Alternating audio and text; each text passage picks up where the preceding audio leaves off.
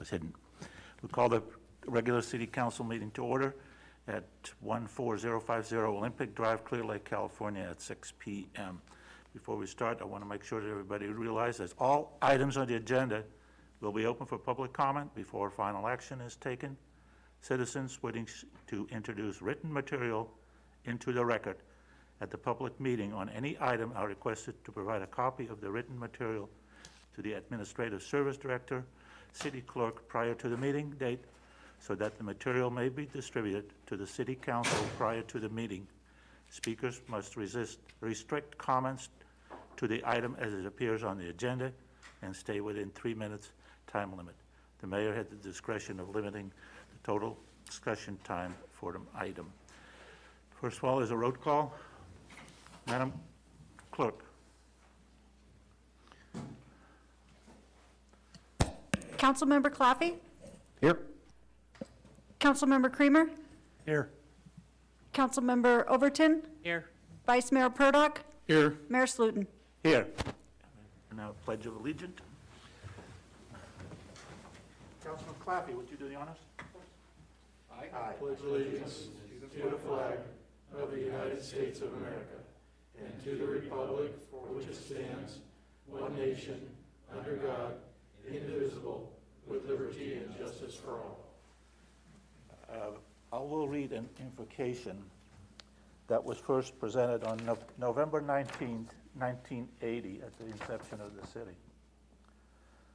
It was read by Mr. Paul Harkis, pastor of the Highland Community United Methodist Church. Lord, we all sit here in a state of openness. We are in that unique and blessed in-between time. The intermediate time when one thing is coming to an end and another is beginning. Something is passing away, yet from this something new is being born. Lord, we tremble because we can feel and sense the energy that is present and being generated at this moment. The time between times, which may well go, which road we choose to trot upon, which principles will we make our own. We are open. We like the searching pilgrim. We have a quest, a question, yet our arms are stretched out wide. We seek help. We seek assistance. Lord, we contemplate before you the singularness of our position, and we bless you for enabling to have the opportunity to serve you in this community. The time is now. It is now that this council must begin, and we ask that one thing, though it is great, we ask that we remember you always in everything, and in so doing, we choose noble virtues and high principles as our philosophy for living and governing. Amen. Okay.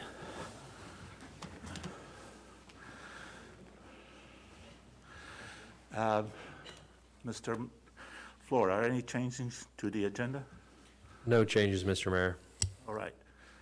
Can I have a motion? Make a motion to accept the agenda as submitted, Mr. Mayor. And I'll second that, Mr. We have a Mayor. motion by Vice Mayor Purdock and a second by Councilman Kramer.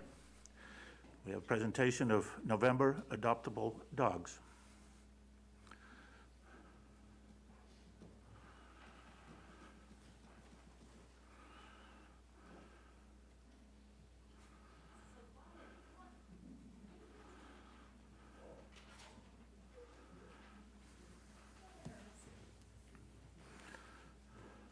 Raven. It's kind of new. We're still getting to know her a little bit. She's about 1.5 years, female. Loves treats. Calm on the way over in the car. Laid by my feet, out there. Prefers male dogs, but that can be worked on. She's waiting for her spay appointment, but she is already microchipped and vaccinated. Just a little behind on the spays and neuters. She's pretty active, would do good in an active family household. Probably hiking, trips to the beach and stuff. She like that kind of thing. Frisbee, she's a jumper. High fence. Yes, yeah, definitely high fence. So yeah, if you're interested in Raven or any of the other dogs at our shelter, contact the shelter at 707-273-9440 or visit the shelter at 6820 Old Highway 53 in Clearlake, Tuesday through Saturday, noon to 4, by appointment only, please. Thanks, Charmaine. How many dogs do you have there that are ready to adopt? Quite a few. I would say 12 to Good. 15 already.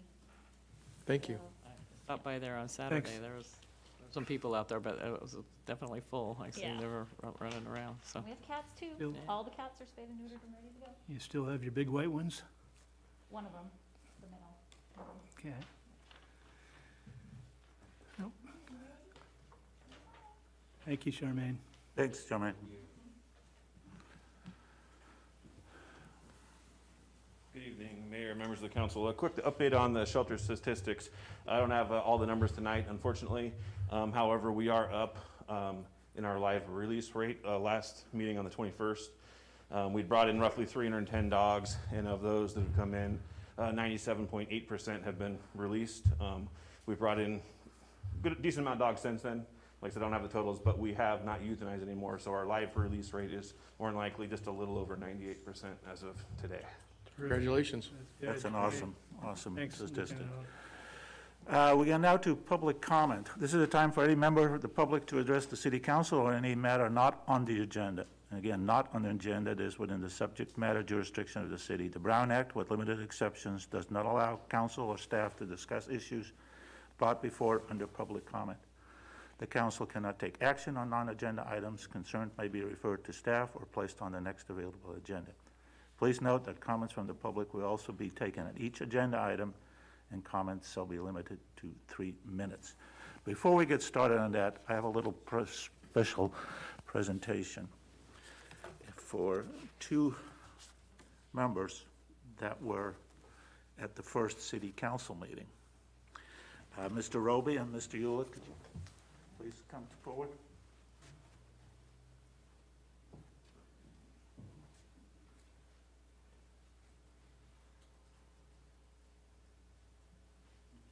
During some public records request, we came to find a copy of the first minutes of the first meeting. And Mr. Tom Hewlett was nominated for mayor by Doris C. Lagetta and seconded by Ed Roby. 2 members. Thank you very much for, and here's a copy of it for the minutes of the first meeting. I thought it was kind of cool to find these. Yeah, Tom was our first mayor. Yes. Yay. So. You can read them. Yes, it was typed up. Thank you. I thought it was kind of cute. Thank you.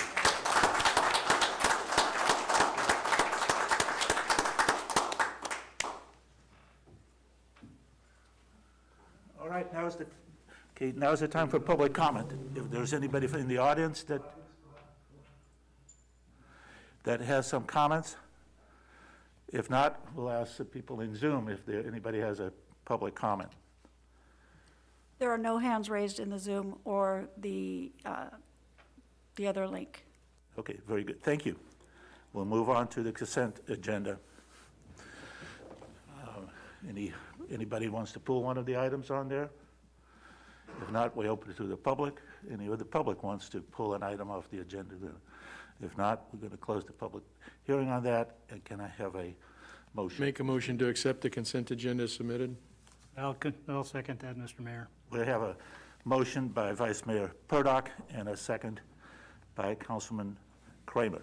All in favor, say aye. Aye. All right, we'll go to new business. Update and discussion on the cash fire.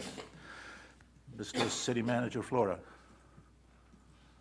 Or, Director Young Elsie, will provide the update. thank you.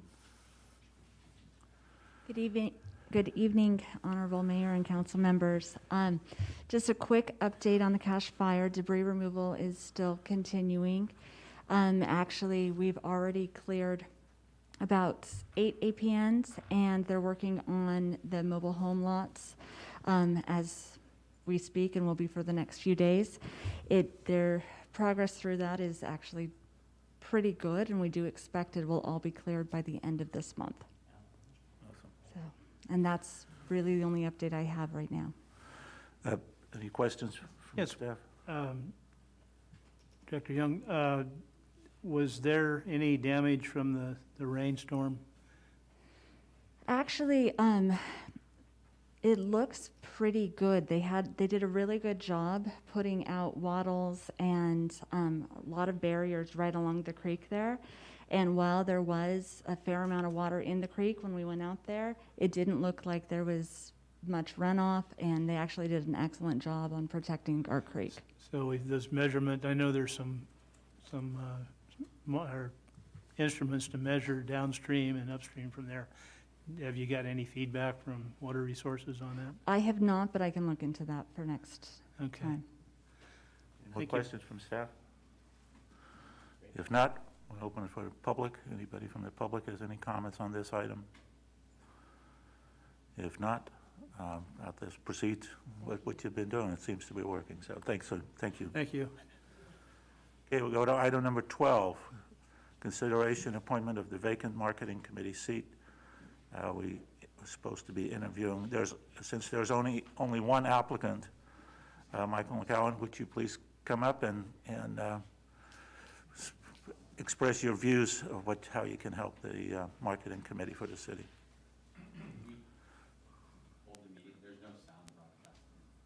We're having a technical difficulty.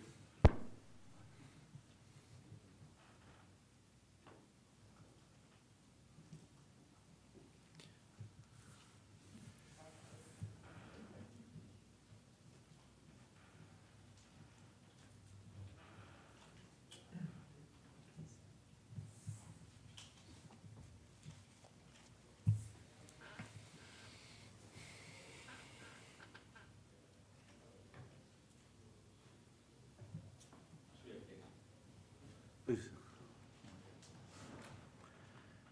Good evening, council members. I am Michael McEwen. My business is Echo. Thank you. Wine Country Web Services. I've been doing web development and web hosting since the earliest days of the internet, about 30 years.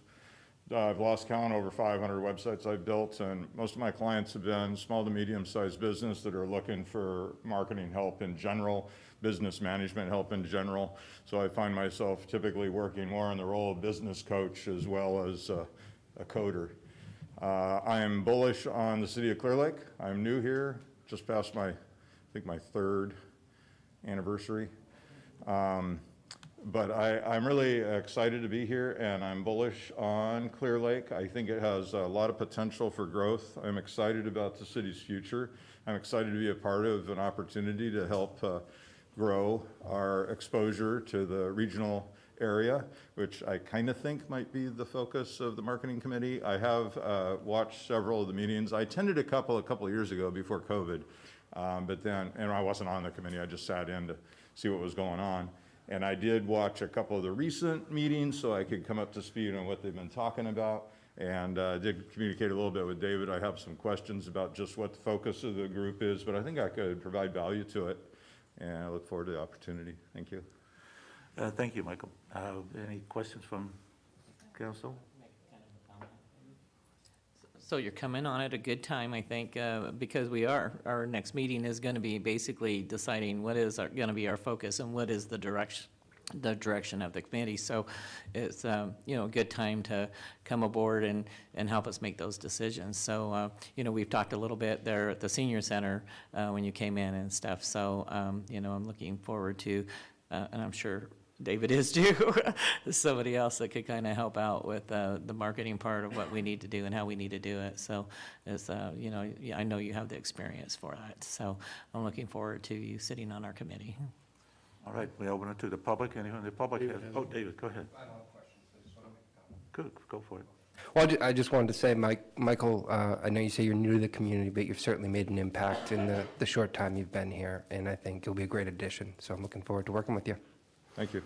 Thank you. We open it up to the public. Any of the public has a comment on this item? If not, can we have any comment on Zoom? Mr. Mayor, there are no comments in the Zoom. Very good. We'll take it back to the council. Can I have a motion to adopt? Mr. Mayor, Yes. I'd like to make a motion that we approve the appointment of Michael McEwen to the Clearlake Marketing Committee seat. I'll second. Yeah, we have a motion by Councilman Kramer and a second by Councilwoman Overton.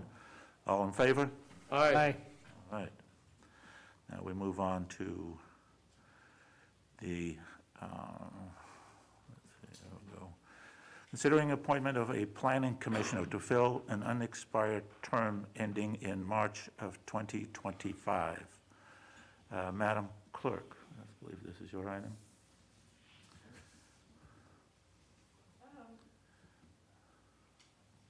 Mr. Mayor, I think what we'll do is we'll ask the planning commissioner applicants to all escort them into the small conference room. Which one are we going to have go first, Madam Clerk? They're in alphabetical order. Okay. So which one's going first? Got Jim Schultz and I don't have that Thomas information. Burnett. Okay. So Mr. Thomas Burnett go first. If the two other applicants retire to the small conference room. Mr. Stewart? Also, and we'll talk to Mr. Burnett first.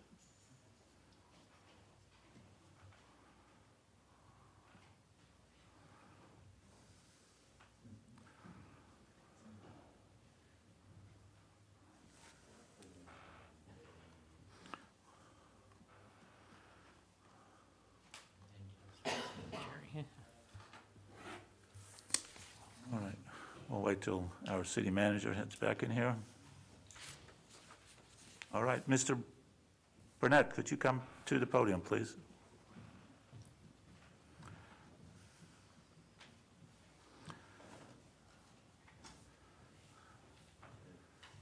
We have a list of questions that we're going to ask each applicant, and then we'll decide. So, you're, yes, can you tell us a little bit more about yourself and why you're interested in it? Yes, thank you. Good evening. My name is Thomas Burnett. I'm a resident of Clearlake for over 20 years, approximately 2001. I've worked here as a substitute teacher and an insurance salesman. I've worked in IT here for various agencies, including Tribal Health, as well as some agencies in Mendocino County. I've been a coach here in this county for football for Upper Lake and Lower Lake youth and high school, and I'm a proud member of this community. I'm sorry, proud member of what? This community. Lake Right, County. we'll start, we have each some questions, and Mr. Councilman Claffey will start. Thank you, Mr. Burnett. My first question is, what skills and qualities, experience, or education do you possess that would allow you to hit the ground running if you're appointed? Well, number one is enthusiasm. I think that's a very good capability, right? Enthusiasm for the work and enthusiasm for the area and for the development of the city. What I can bring to the table with me is computer skills, right? Very savvy there in my own right, with 20 years plus in IT infrastructure as well as operations and logistics. So those skills and an attentive ear. I think I'd be a useful member of the team because I intend to participate to the best of my ability, and part of that comes with listening to the needs and finding a way to service.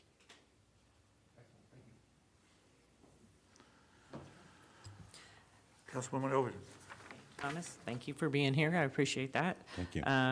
As a planning commissioner, your primary responsibility is to make land use decisions that are consistent with the policies and plans formulated and adopted by the council. Do you know what those document guidelines and policies are and the plans are for the city? Have you looked at those? I've looked at the goals, and it was the goals that attracted me to the opportunity. I wanted to align myself with the goals that you had established in the application, and I feel comfortable with working towards all of those to successful end. So do you know what documents you would use for policy decisions that we already have in place at the city? I'd research what you have in place already, from something from the Planning Commission that's already established.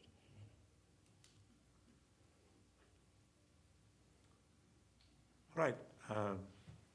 What do you know about the current projects in the city? as a member of the community and I look around, I see things that are being built, and I see improvements in the streets. I see some buildings that are coming up, like some tribal health buildings and some other developments in the area. I see some cleaner roads, some paved roads all around the county in this in particular city of Clearlake. I've seen some new businesses developed. I've seen the movement of the DMV and some other businesses that have come to be here in the city. So I do see business development. I see some property development, and I see some roads and lands. Because it's become cleaner, I'd assume that we're intending upon making this a cleaner place. Crime, right? I understand that's part of the goals, and quite frankly, I feel safe here already. So I'm sure that's been a part of the progress and the planning that's been established and that we're working for resolution. Thank you. So as you've seen those things, those developments around our city, and clearly you made some good observations, are there any planning projects or issues that you may have concerns about in the future, or that you would feel are important for planning issues that are still facing the city of Clearlake? Based on what I've seen, from the eye, it looks like we're building towards the future, right? I've seen some really nice developments, okay? It would take, I think, a deeper look and some communication with people that have been in place already to really understand beyond the eye, you know, what meets the eye test. If you were new here, you would see things coming up and you feel really confident about what's going on. But if you've been here for a while, you may have seen these things or hoped these things were going to happen sometime before. So you would still be a present and knowing that you've been a part or been witness to some changes here and wondering where they're going to continue. So it would take being a part of the team to learn more. Thank you, sir. Thank you, Mr. Burnett, for being here. Some staff reports and documentation for Planning Commission agendas can be several hundred pages long. What would you do to thoroughly prepare and review Planning Commission documents before the meetings? Read them completely. Okay. All right, thank you. David, back to you. Excellent. And this is probably the most difficult question of the night. Are you able to attend a meeting the first and third Thursday of every month? Oh, Tuesday. Oh, and I screwed up the question. Are you able to meet the first and third Tuesday of every month? And would you be able to serve on various ad hoc committees if needed? Yes, sir. Excellent.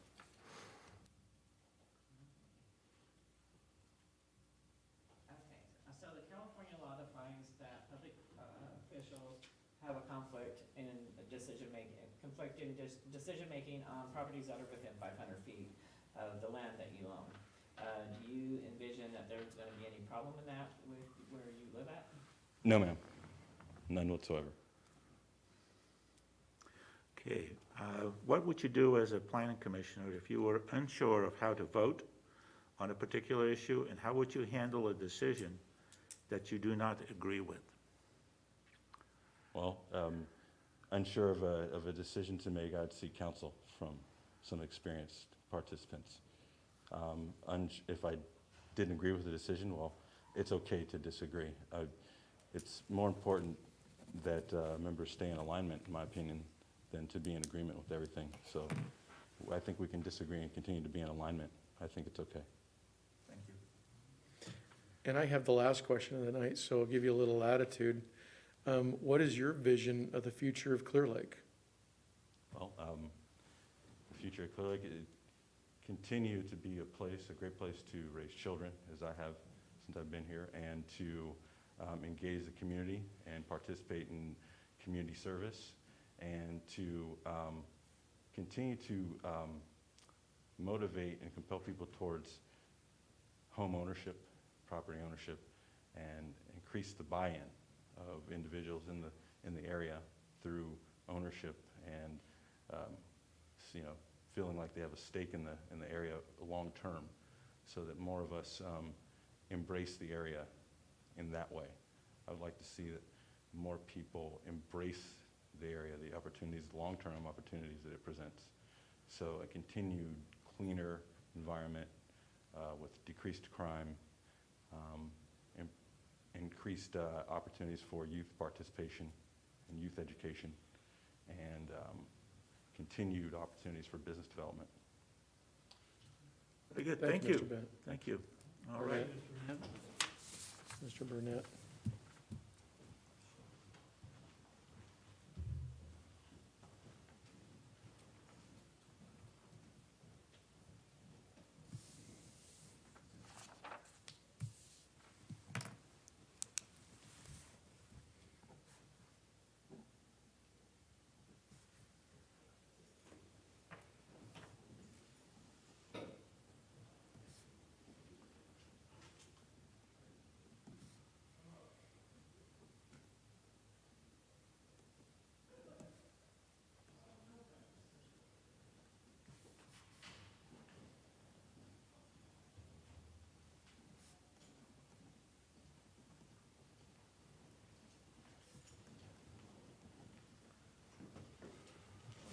All right, Mr. Schultz, Yes. Can you tell us a little bit about yourself? Yes. My name is Jim Scholes, and I'm applying for the Planning Commission. I've lived here in Clearlake for 40 years. I love the city and I want to help it grow. So I moved here in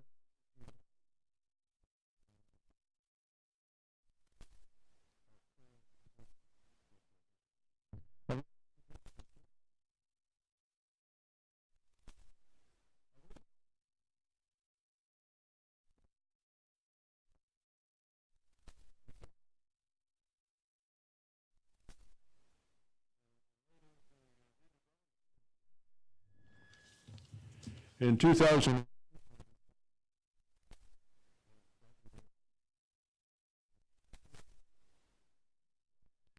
Then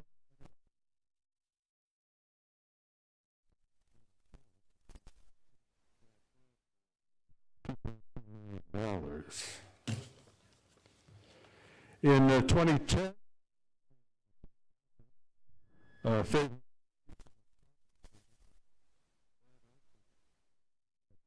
would have brought the city at least $1.2 million a year for sales tax and property tax, plus create many jobs. Anyway, we lost. That's a long story.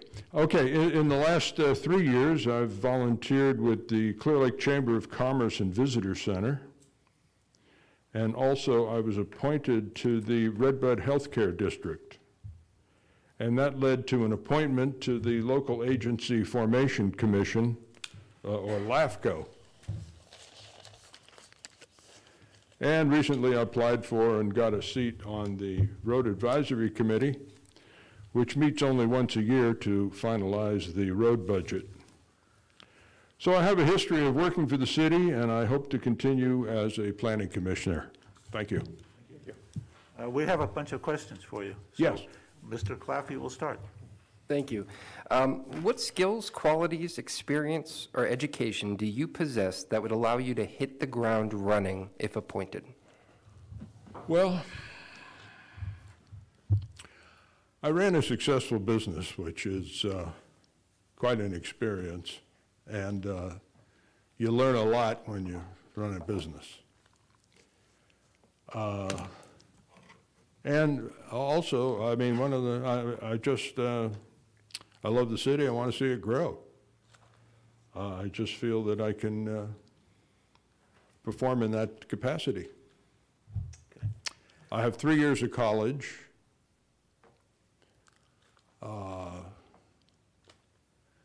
What else? Let's see. Your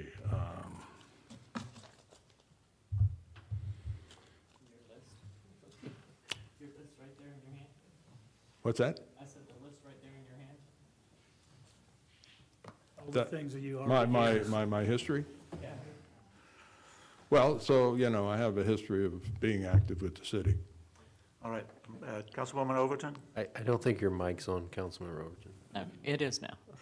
So, Planning commissioners' primary responsibility is to make land use decisions that are consistent with the policies and plans formulated and formally adopted by the city council. Do you know what those what documents guides the policies and the plans for the city? No, I don't.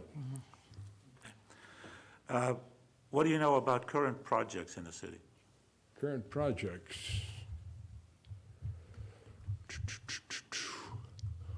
Well, let's see. Got the coffee house projects going on. I hear that we're getting a hotel, and I heard that we're getting a donut shop also in the city. All right, thank you. Okay. Sir, are there any planning projects or issues that you have concerns about or that you feel are important to planning issues currently facing the city of Clearlake? Well, I don't know what's on the table, so I don't know really. There's no, I don't have a personal agenda. I just would support whatever would be good for the city. Okay, thank you. Yes. Mr. Schultz, some staff reports and documentation for the planning commission agendas, I gotta lean up here to get to the mic, can be several hundred pages long. What would you do to thoroughly prepare and review the planning commission documents before the meetings? Well, I'd look over the materials and educate myself on what we're looking at, and think out what would be best. Okay, thank you. Yes. Back to David. Thank you. Would you be able to attend a meeting Yes. the first and third Tuesday of every month? And on occasion, would you be able to serve on ad hoc committees? Yes. Great, thank you. Okay, the California law defines that public officials have a conflict of decision-making on properties that are within 500 feet of their own property, properties that they own. Do you see that there is a problem with that in any future decision-making? No. Okay. What would you do as a planning commissioner if you were unsure of how to vote on a particular issue, and how would you handle a decision that you did not agree with? Well, I'd seek to educate myself on the issue, consult with people that might know about the issue, and discuss it, and just try to come to an educated conclusion. Okay, thanks. The last question. Mr. Schultz, I have the last question. It's kind of a wrap-up. What is your vision for the future of the city of Clearlake? Well, I think the city's moving along nicely. We had so many years of troubled conflict, I call it growing pains. Things seem to be on a steady keel right now. I'd like to see more businesses come in. I'm interested in growth.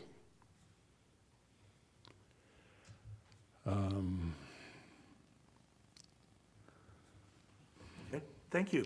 Okay. Thanks, Jim. Thanks. Set? Thanks. Thank you. Thank you.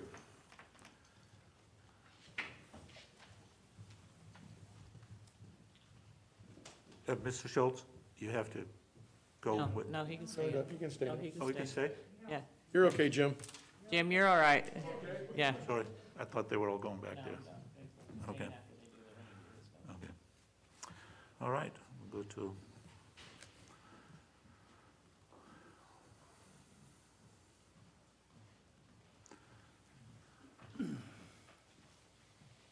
Good evening, Terry Stewart. Terry, could you tell us a little bit about yourself before we go into questions? Certainly. My family moved to Lake County in 1957 when I was 7. I've been here ever since, with a couple of little short stints in other areas for work. I'm a licensed contractor in the flooring trade for over 40 years. I owned a business here in Clearlake for over 20 years, which I sold 20 years ago. Continued in business, just doing a partial form of business of what I used to do. I've been a landlord mainly. That's been my main occupation for many years now, ever since I sold the flooring business. I've owned up to as many as 9 rental properties at one time. Currently, I still own 5. As a native, as I consider myself a native, I was born in Ukiah, but I've been here all of my adult life. I love this place. I love our community. And so basically, I just would like to be a little more involved. I'm at a point in my life now where I have a little more time than I used to. And I'd like to be a little more involved in the future of our community. Great, thank you, Mr. Stewart. David Claffey, and we'll have all some questions for you. Sure. Thank you, Mr. Stewart. What skills, qualities, experience, or education do you possess that would allow you to hit the ground running if appointed? I think I have some pretty good analytical skills. Being that I've been involved in real estate in the county for many, many years now, part of the process of me being a landlord has involved me buying and renovating many properties. So I've become a little bit familiar with the process of zoning and local ordinances and things like that. As I've mentioned, I do have a little more time in my life now than I used to study issues. And as an independent business owner for over the last 40 years, I feel that I have a pretty good grasp of what will and won't work for our community. As far as education, I like to say I've been educated by the School of Hard Knocks. I graduated from Lower Lake High School in 1968. I graduated from apprenticeship school in about 1974. I got my contractor's license in 1979. I was in the fire department here for many years before it became Lake County Fire Protection District. It was Lakeshore at that time. And I did attend some college classes involved with firefighting, but other than that, I have not attended any college or anything like that. Sure. My turn. Hi, thank you for being here. Appreciate that you put in your application. Thanks. So as a planning commissioner, your primary responsibility is to make land use decisions that are consistent with the policies and plans formally adopted by the city council. Do you know what documents guide the policies and plans of the city? I would imagine it's the zoning law and any other ordinances that may have been enacted pertaining to developments within the city. Thank you. What do you know about the current projects in the city? Just what's published in the local news. Whatever shows up on Lake County News or the Press Democrat, you know, I read both of those daily. Other than that, I don't really know much of anything about any upcoming projects that are going on. I mean, I read that, you know, the city's involved with trying to develop the old airport. You know, I know at one time we had a hotel that was slated to come in across the street, and apparently that's bailed for whatever reason. You know, it appears we're getting a new Starbucks and some other development up by that, but that's stuff that's already underway. So, you know, as I understand it, for Planning Commission, you know, you would be looking at future development that would come in, and you would be seeing if where they wanted to put it and what the business was, if that fit in with the zoning laws that were in place that applied to where they were going to be. Okay, thank you. Are there any other planning projects or issues that you might have concerns about or that you feel are important planning issues currently facing the city of Clearlake? I don't know of any offhand right at the moment. I do have to say that in general, though, I'm concerned about all upcoming projects for the city, whether they'd be a good fit, and more importantly, will they ever be done? It seems like a lot of times here, and the planning, whatever the Planning Commission does doesn't really have a big effect on this, I don't think. But it appears to me that quite oftentimes projects are proposed, more or less started. Some of them even get partially along the road to coming to fruition, and then things just like magically die. I mean, a prime example is the gas station at Old 53 and Lakeshore. It looks like it's finally getting close to opening, but that thing's been going on for years now. It's weird. Anyway. Thank you. Anything else? Yep. Okay. Yeah, you got me now. I was actually on the planning commission when that project started, by the way. How many years ago was It's been that? a while. Some staff reports and documentation for the planning commission agendas can be several hundred pages long. Oh, great. What would you do to thoroughly prepare and review the planning commission documents before the meeting? Well, I would attempt to wade my way through them. You know, if it's like a lot of government-sponsored stuff, you get into some of that, and it's like a rabbit hole. And a lot of times, the stuff that I have looked at in the past, a lot of it appears to be legalese boilerplate. But, you know, I would mostly, even if I didn't have time to pursue every single word in a 400-page document, I would certainly be looking for the highlights and trying to pick out the most pertinent things that would apply to our local situation. I think, you know, the only way I can even conceive that you would be looking at a 400 or 500 page document would be that a whole lot of that stuff in there would be general, perhaps CEQA stuff or whatever that's just going to apply to a myriad of things other than the project you're actually looking at. I don't know if our attorney would agree with that, but Probably not. Mostly attorneys don't agree with a lot of my views. our attorney's sitting right behind you, by the way. Pleasure. All right, Mr. Stewart, thank you for that answer. Thank you, Russ. Okay. Mr. Stewart, back to me. The Planning Commission meets every first and third Tuesday. On occasion, would that work for your schedule? And then on occasion, would you be able to serve on an ad hoc committee? I am retired. At the present time, the only job I have is, I am retired, and at present, the only job I have is managing my rental properties and my personal finances. I would have absolutely no problem meeting those schedules. I do hope that, for those of you who don't know, I have been under quite a long-term situation of taking care of my wife, who was ill for many years.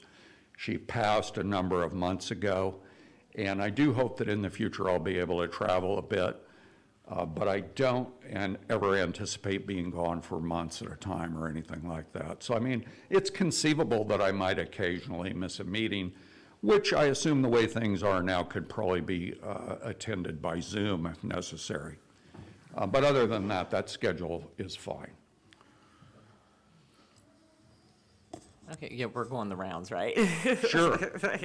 Okay, so the California law defines the public officials have a conflict in decision-making on properties within 500 feet of the land that they own, which I understand you own several pieces of property. Do you envision that this might become a problem with you making some decisions on the Planning Commission? I really doubt it, because all of the properties that I own at the present time are residential properties, And I really doubt if any properties within 500 feet of those are going to be ever developed for commercial use, which is primarily where stuff's going to come before the Planning Commission, and zoning law would be on commercial stuff, not residential. Now, I understand that there may be situations where on a residential lot, somebody wants to build a 5-story house or something, and in that case, there might be an issue, and if it were next door to me, I would have to recuse myself from the decision-making process. Thank you. Okay, back to me. What would you do as a planning commissioner if you were unsure on how to vote on a particular issue, and how would you handle a decision that you did not agree with? Well, first of all, I quite honestly don't even know how many people are on the Planning Commission, but I plan to vote consistent with the laws as I interpret them. I might ask for interpretation from the city attorney if I have questions about things. But my understanding is that the planning commissioner's role is to see that upcoming stuff complies with the law as it is written now. If I didn't feel I had enough information to come to an informed decision, I would either have to recuse myself from the vote, ask for a delay while I study the matter further, or if someone is present at the meeting that might have the information I need to resolve a question and could do it then I would have to ask that information be forthcoming prior to me making a decision. Thank you. And Mr. Stewart, I get the pleasure of asking the last question. So if you can kind of wrap up after this question, but what is your vision for the future of the city of Clearlake? Well, I have to think that the city's been in kind of a low ebb on a lot of areas for a long, long time. I think that what's happened over the last 2 or 3 years has been a marked turnaround. The passage of the sales tax measure to improve the streets, I can't even tell you, and you know, I see on social media all the time people griping about, oh, what about the streets, what about this, what about, but if those people obviously haven't driven around and really seen how much has already happened. Because a lot's happened, but this, for a little bitty town, we've got a lot of miles, and a lot of them are in really bad shape, and you just can't do all of them at once. I understand that. I'm quite impressed with how things are coming along in that regard. I love the way the park has turned out. As some of you may know, I live right across the street from the park. I can see it every single day. I see how much community involvement we have over there every single day. There's people playing soccer, there's kids of every age, there's people on the exercise equipment. It's fabulous, really, it really is. And then I go through town and I see that a lot of the old crap that's been falling down forever is finally getting dozed, and perhaps a new development will come in at some point. I'm upbeat about the future of the community. I'd like to retain the flavor of a small town that we've had, but just make it nicer and more welcoming, and more businesses for us to shop local, quite honestly. All right. That's about what I got, so. Thank you, Mr. Stewart. Thank you, Mr. Stewart. Thank you. All Are right. we done? Yeah, yes. You're Thank free you. to leave. Mr. Stewart? Thank you.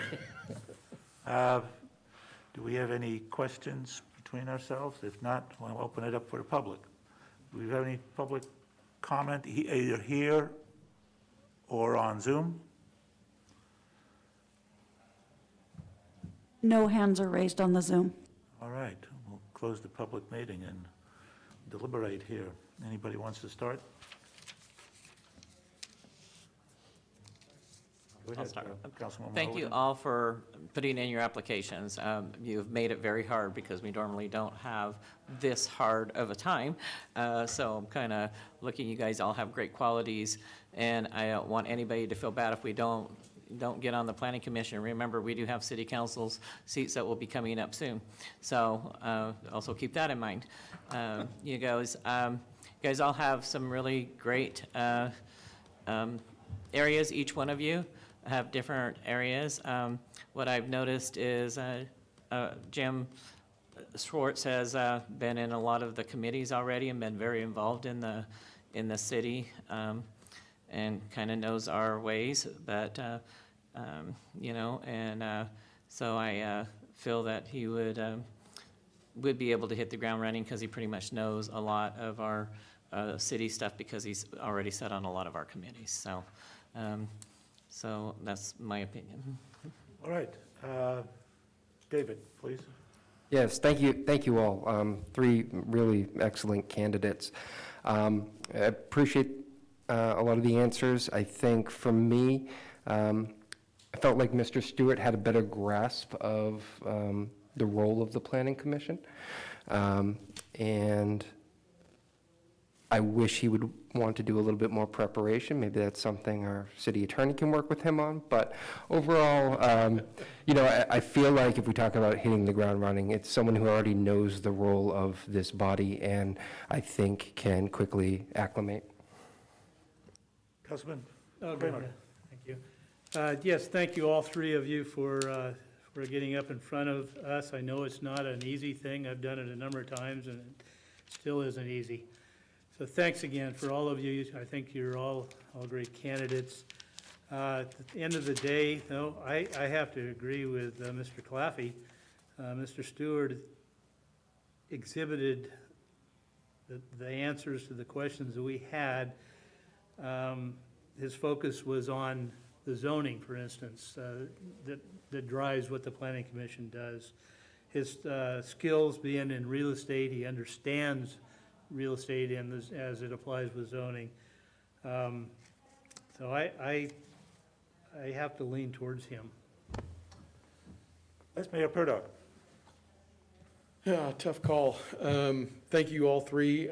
Michael, I was surprised you didn't submit an application, but I'm glad you're on the marketing committee. And I disagree with you, Councilwoman Overton. I apologize for that, but I thought that this session and also the one that preceded it for our planning commission seats have both been difficult because we've had some really good candidates.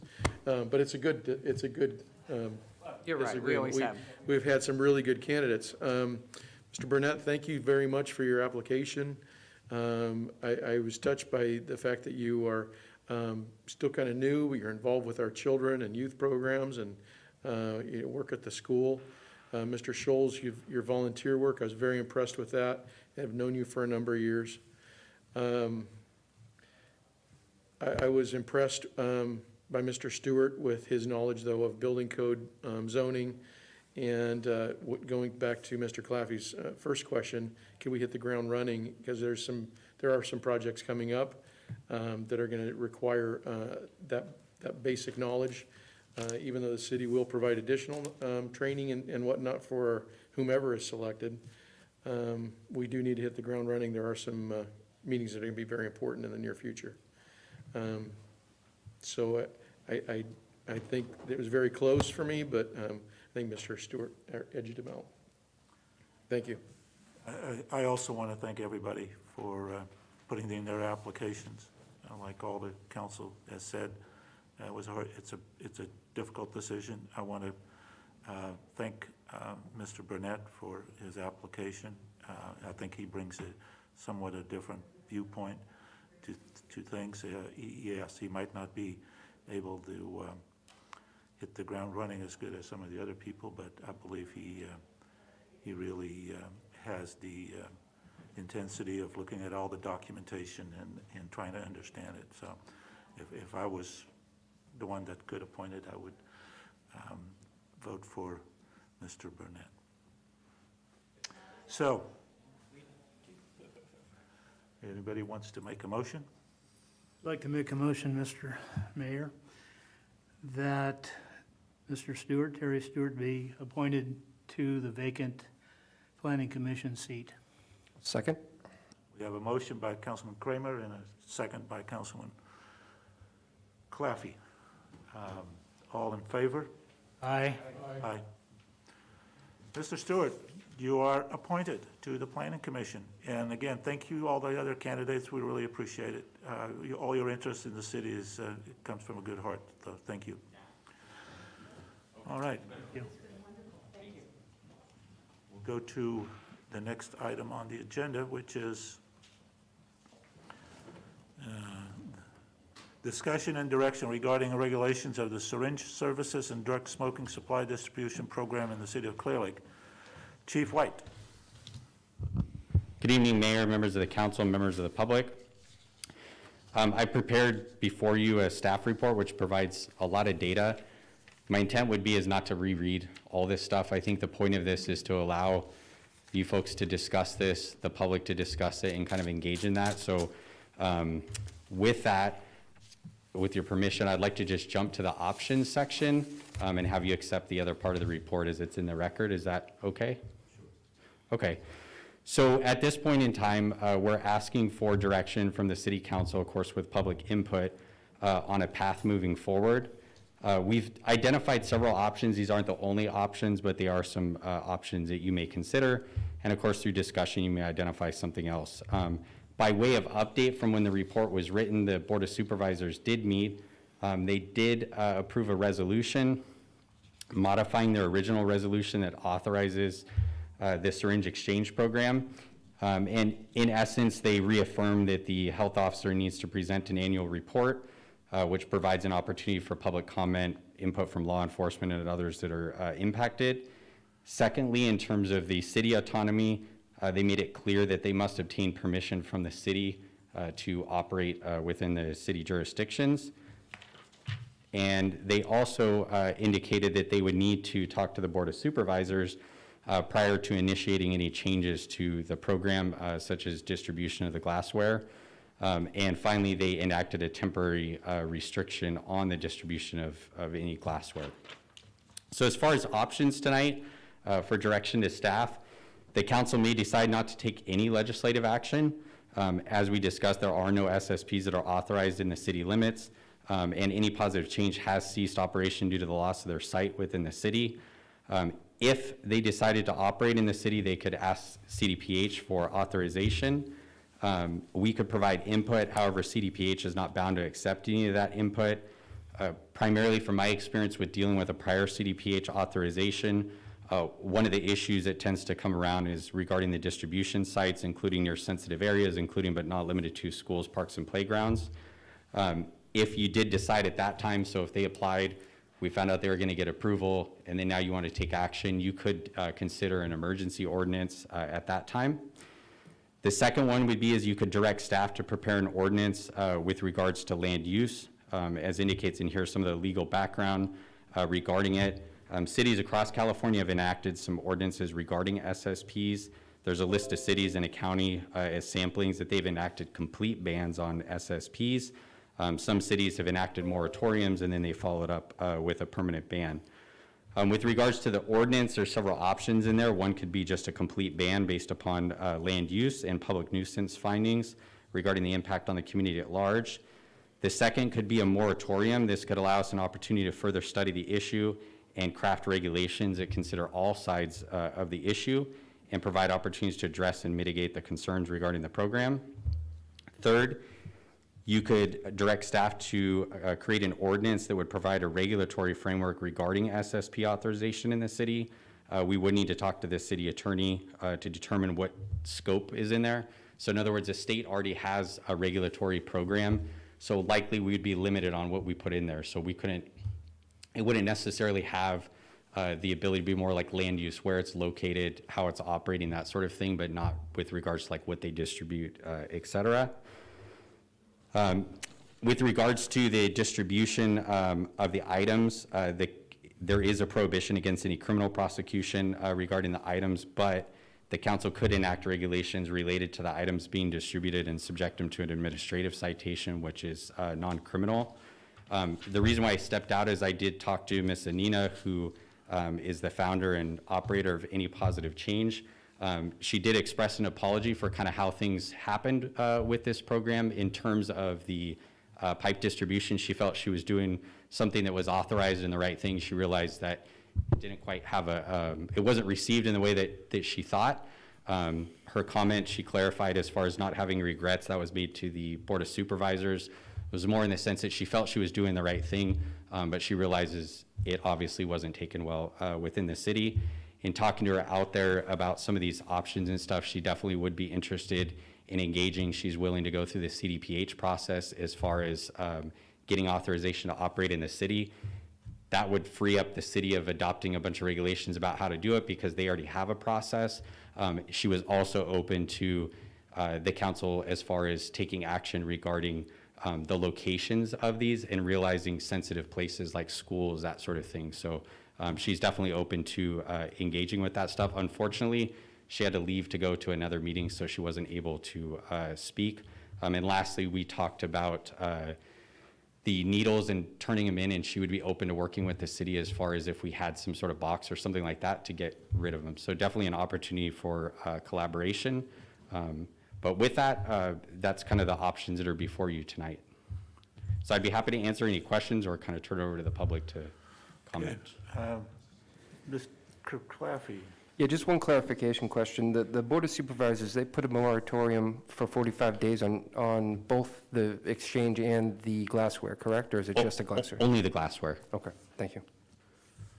Okay, Councilman Kramer. That's, Chief, just again, another clarification in speaking to Ms. Van Vereen. Was she willing to do a moratorium to get all these things worked out of some particular number of days? So she understands that it's not authorized to operate in the city at this time. Right. So it's not really an issue as far as that. She is willing to work to go through the process, as I mentioned, and was open to the idea that there may be regulations regarding where they could operate. She said she would never set up in front of a school or that sort of thing, but as we all know, when we enact regulations, it's for others who may not exercise that level of concern. And this moratorium that you're showing as an option, do you have a number of days in mind? No, not at this time. I mean, I think, with the holidays and everything else and the fact there's nobody in line to do it, we'd probably ask for some extended time just to come back. I think really it would depend upon what you would expect to be in the final product. If, for example, the council discusses it tonight, here's public input and that sort of thing, and the lasting concern is really just locations of where this stuff happens at, then it's going to be much quicker to try to, get a working group together and identify it. Her request was that there is some sort of a working group to discuss it so people can get that. But tonight it's really about you folks to get the input. Okay, Councilwoman Overton. Yep. I'm fine with me. I have some severe concerns. I was for this at the beginning, so I was much in this when this all first started. I have definitely was hoping that things would be a little bit better, helping our community the way they are. I do not see where I know they bring in tons of needles there, but I still see them. I walk the creek, I still see them. I clean up the park, I still see them. So I don't know how well the supposedly needle exchange was to make sure they had clean needles, but also to keep them off and out of our parks and stuff. I mean, I don't see that really happening. And I also am definitely not for giving them pipes and other things. I just totally am. This program did not go anywhere near what I thought it was going to be. And I personally don't feel we're benefiting anybody, my opinion. Vice Mayor Purdock. Well, another Councilman Brass, so I'm going to do the same. Chief, you've done a lot of research on this, and I think you're very knowledgeable in the area. Are you comfortable in offering an opinion and direction, or would you rather we just debate this? I'd rather that you hear input from the public. Sure. Because that's what a lot of there's various concerns and, of course, the support for the program and various iterations. So I would ask that we do that, and then maybe at the end you can come back and see what our thoughts. Be happy to do that. Thanks for asking. All right. It sounds like the way you're saying it that you, I'm looking at your suggestion of 2C, the regulatory process. But open it up at this point, and we'll have some discussion after the public has their input. Mr. Sorry, Claffey, go sorry, ahead. one last question. Chief, the needles that are distributed through the needle exchange, are they identifiable? Maybe not by a specific person, but do you know when they're seen on the street that they've come from this? I'm not program? aware of a way to do that. Okay, thank you. A follow-up to that, is there a way to make them identifiable? The state is who distributes them, so I'm not sure. The state clearinghouse is who provides them. I'm not aware of any way to identify them. The state did make clear that on the pipe issue, that they provide no means of identification or anything else to substantiate that they came from a program or the state clearinghouse. Thank you. Okay, no additional comments from staff. We open for the public. Do we have any? Well, you can do however you like, but we did have some written Right, comments that were right. sent in, so I don't know if you want the clerk to read them or not at some point. I just don't want to forget about those. We'll first start with the submitted comments. Madam Clerk, you. Okay. I have one submitted request from Dawn Hummel, and it was via email, and it states, "I would like to request you start with an immediate moratorium on distributing syringes and all other drug paraphernalia, and then move to ban this type of program altogether in our city.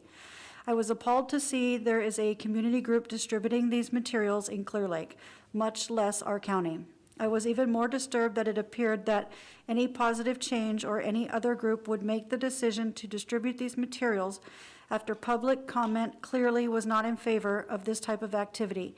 It seems as if they have decided their objectives, and supporting drug use in Clearlake is more important than the wishes of those of us who live here. I understand that there have been studies conducted that seem to indicate that discarded needles may be reduced by these programs, but I am struggling to see the real effects of this program. I certainly don't see how adding distribution of meth pipes will help. I volunteer to clean up around our city and have seen the amount of needles, mostly uncapped, that are left in the areas where there are many people who are homeless and addicted to various drugs. I am very concerned that supporting illegal drug use by providing not only these needles, but now meth pipes sends the wrong message. This message is being heard loud and clear by not only our community in general, but our children. I am struggling to explain to my teenage son why anyone would give people meth pipes when they are trying to make our city and county a better place. While I would love to help those people who are struggling with addictions, I do not believe that this is the best way to help. I have family members and friends who struggle with addiction issues. I have lost my brother, father, and cousins to addiction issues. At no time did handling them the means to continue ruining their lives with drug of choice make anything better. Please vote to start an immediate moratorium on distributing syringes and all other drug paraphernalia, meth pipes, and move forward with enacting the ban to prevent and end this around public opinions from happening again." Are there any additional written? Mr. Flora has a comment. Go ahead. Well, there was one additional letter that was sent. I don't know if Deputy Kirk has it, but I can read it if you like. Sure. Okay. Dear Clearlake City Council, National Harm Reduction Coalition is writing in support of California Harm Reduction Initiative grantee Any Positive Change. NHRC is a national advocacy and capacity building organization that promotes the well-being and dignity of people and communities affected by drug use. Our efforts advance harm reduction policies, practices, and programs that address the adverse effects of drug use, including overdose, HIV, hepatitis C, addiction, and incarceration. Any Positive Change is engaged with the training and technical assistance provided by NHRC for several years and is now one of 37 California syringe exchange programs to receive the state-funded CHRI grant, which NHRC oversees. According to the California Fatal Opioid Overdose and HIV or Hepatitis C Virus Vulnerability Assessment, released by California Department of Public Health in late 2020, Lake County has high vulnerability to a rapid increase in HIV or HCV infections associated with injection drug use, along with vulnerability to a rapid increase in fatal opioid overdoses. Additionally, a brief release by Drug Policy Alliance in March of 2021 shows that Lake County has the second highest rate of Latino opioid overdose deaths in the state. Any positive change provides evidence-based prevention strategies in several municipalities throughout the county that can mitigate individual and community-level risk for fatal overdose, HIV, or HCV. These strategies include distribution of sterile syringes, Narcan, and safer smoking supplies.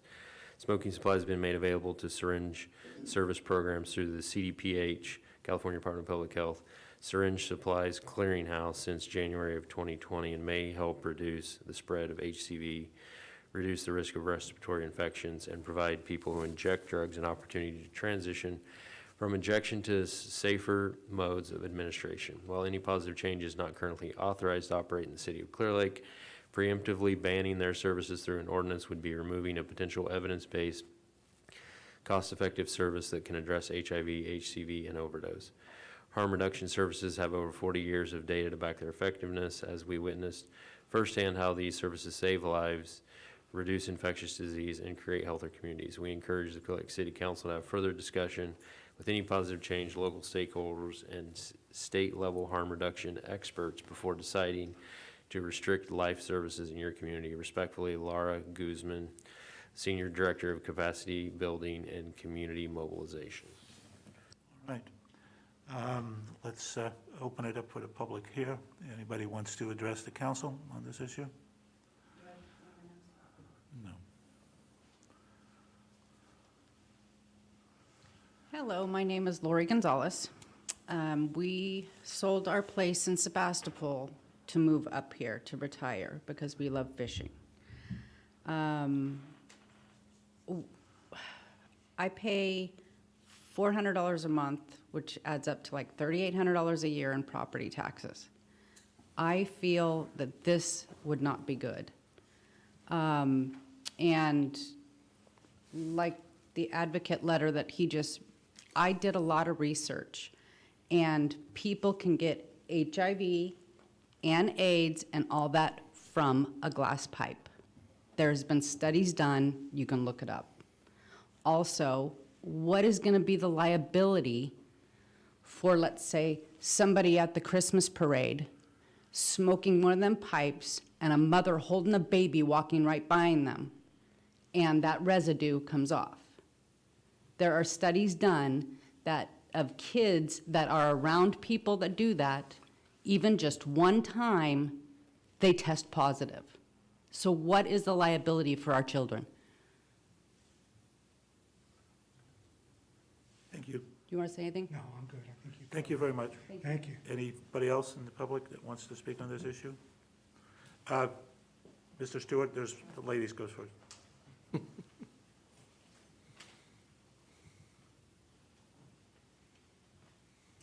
Hi, my name is Jenny Lynn. I have a business here in Clearlake. I do not support this program. I do not believe it's a harm reduction. If this program was so popular, people would be donating to it. We shouldn't be using taxpayer money to purchase illegal drug paraphernalia to enable, encourage, and normalize drug use that is illegal in the first place. As a business owner and a constituent in this city, I see the impact of and effects of drug use in this community, including aggressive panhandling, loitering, public defecating, physical altercations, excessive profanity, having sex in public, shooting up, smoking drugs,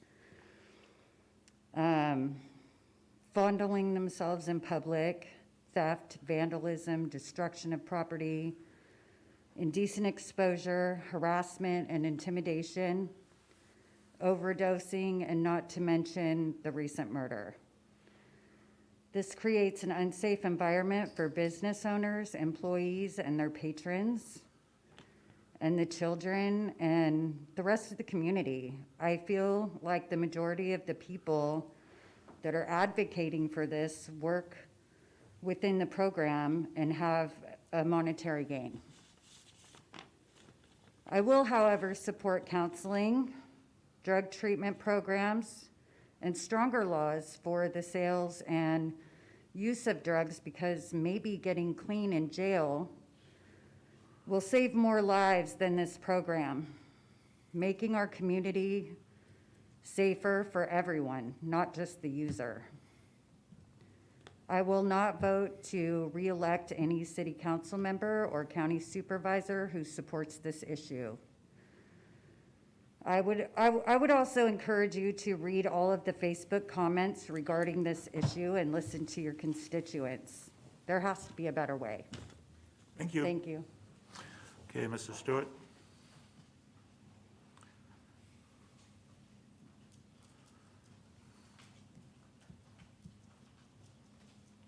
So basically, I'm going to agree with the letter that the city clerk lady read and the testimony we just heard.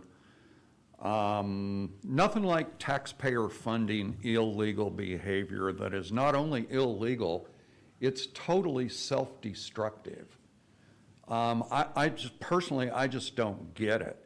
And this program, obviously, while it was working in our city, or should I say operating, not working, because it certainly didn't work as intended. All it did was provide additional means for people to participate in illegal, self-destructive behavior that totally impacts our community.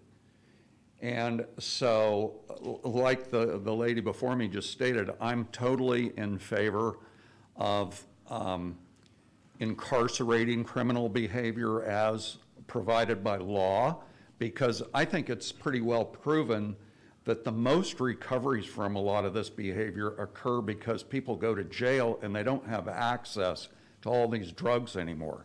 And yet here we are out on the outside, we're giving them additional means to ingest illegal substances. And to me, it's just unacceptable.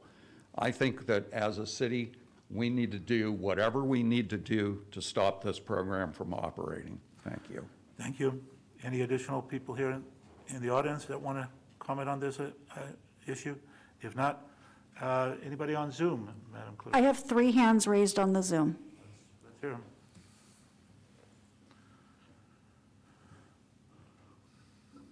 Bruno, go ahead and unmute yourself. Good evening, Mayor and council members. Just wanted to at least clarify a few things and also provide some comments. And I will not provide any guidance from me personally on what your decision is. I think that there's more information needed in my opinion as well. But there is not a moratorium on glass pipes. It's just banned altogether. If anything could change, you guys can do a ban on anything. That doesn't mean that a year from now you won't unban something. But at this moment in time, it is banned.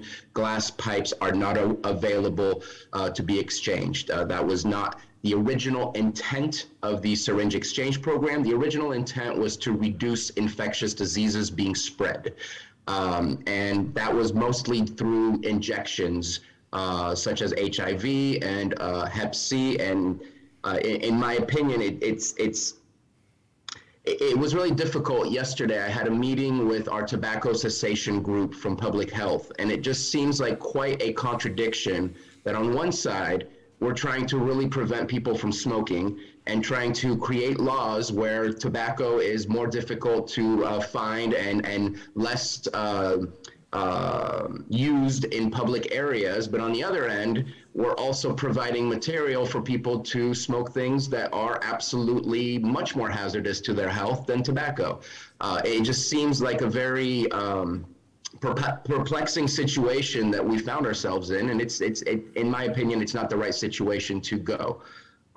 There will be further conversation at the Board of Supervisors. We've given 90 days. Granted, there may be the need for more to provide evidence. This needs to be evidence-based, and it's great if we have evidence from the state or the nation, but we need to know what the evidence is locally, and we don't have that.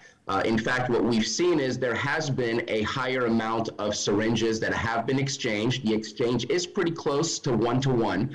And the number, I'm not sure if that number was provided to you or not, but it's pretty staggering. In 2018, it was 305,000 syringes that were exchanged. So given and taken back in to be disposed of in the appropriate ways. That's and that was for 731 unduplicated individuals. That's 415 syringes per individual. Now, granted, that doesn't mean that they're not providing that to a group of people or not, but as a diabetic and formerly using syringes, now I have a pump, I would not use 415 syringes in an entire year of being a diabetic. And so that is a large number of syringes. The glass pipes, it doesn't make sense to me. I think that at that point, let's just hand out free joints, since that gets passed around to people too. We don't want everyone to get sick. I feel like COVID gets used for excuses for why we're doing things. And I think at one point, we can't take care of only a portion of our community. We have to take care of our entire community. I hope that we bring this back, because we need accountability. And when I say bring it back, for discussion, because we need accountability. We need measurables. What are the measurables that we want to see if we're going to have this program? At this moment in time, the program is still going in the county. There has been no evidence yet to show that it's bad. There has been no evidence to show that it's good. But the only complaints that I've ever received was as soon as we figured out that glass pipes were being dispersed throughout the community in a way that did not fit the ordinance or resolutions that we had already passed. So that is why that was put to a stop, and we'll see what we do further in 90 days. I think, in my preference, granted it goes beyond state law, if we do something, it needs to be with the hopes to reduce drug use, not just the exchange and spread of infectious disease. If you reduce drug use, you also slow down and evade the spread of infectious diseases. But without that purpose of reduced drug use, meaning rehab and rehabilitated peoples, I feel that the program has too much continuity and no actual outcomes to change the community at large. And so I'm looking forward to further discussions. I know you have a difficult task in front of you to look at this information that's been provided. I appreciate the conversations that I've had with both the city and Chief White discussing this topic, and I'm happy that we made some change over at the Board of Supervisors, and we'll see if there's further change to come. Thank you. Mr. Mayor, may I ask a question? Sure. Supervisor Sabatier, you and I had a conversation earlier today about that 300,000, I think, number that you just said. That was in 2018. Was there a report in earlier than that, a year or so earlier than that? And what was the total in that year? So let me take a look real quick at the numbers. In 2017, it was 272,000 syringes that were handed out.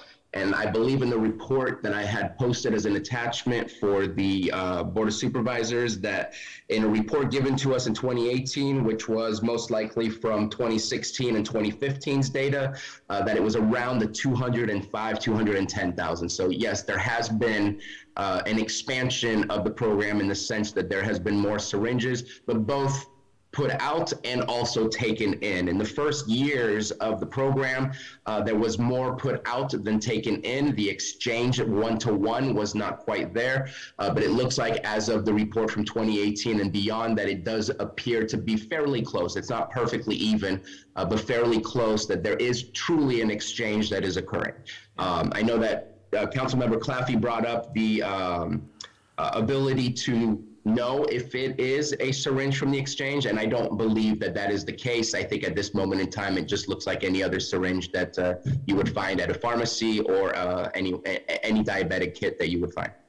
And last part of that question, is there any data about any increase or reduction in drug addiction over that same period of time?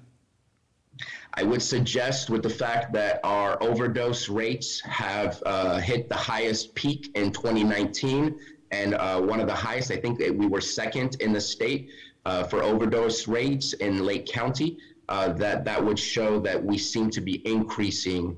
And I think it's a difficult, the data is there, but it's difficult to really break down and analyze that data when we know that the opioid crisis has absolutely hit us hard in many ways, and very close to home to many of us. So that's hard to tell if it's because of the program or not. And so I definitely don't want it to appear that way, that is what I'm saying.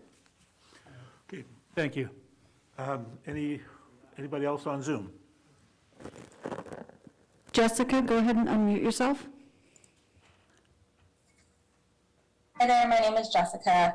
I'm the Capacity Building Manager with National Harm Reduction Coalition. You all read the letter from one of my supervisors. I work directly with Any Positive Change. I don't work with them. I work for National Harm Reduction Coalition, but I support them through our California Harm Reduction Initiative grant. I live in a rural community as well. I live up in Humboldt County, and I used to run a syringe service program up here.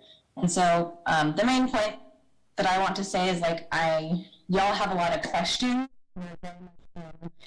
Information gathering mode, which is a wonderful place to be. Our organization is very happy to offer any sort of information and answer any questions that you might have. Just to sort of address a few that I've heard already, it's actually nearly impossible to get HIV from a pipe. HIV is actually a very weak virus, and once it leaves the body, it's really hard to pass on. Hepatitis C is not the same. It is actually a pretty viable virus, and once it's out of the body, it can survive for a while. And that's why having sterile pipes is important. People have cracked lips, and there's blood on there, and it gets on the pipe, and then somebody uses that. You can spread hepatitis C in that way. Another benefit of pipes is, like the letter said, switching from injection, which is inherently more dangerous than smoking. Overdose increases is a really complicated issue. We've seen it increase with COVID and people being isolated. Also with fentanyl being mixed into many of the drugs in the market is definitely increasing overdose.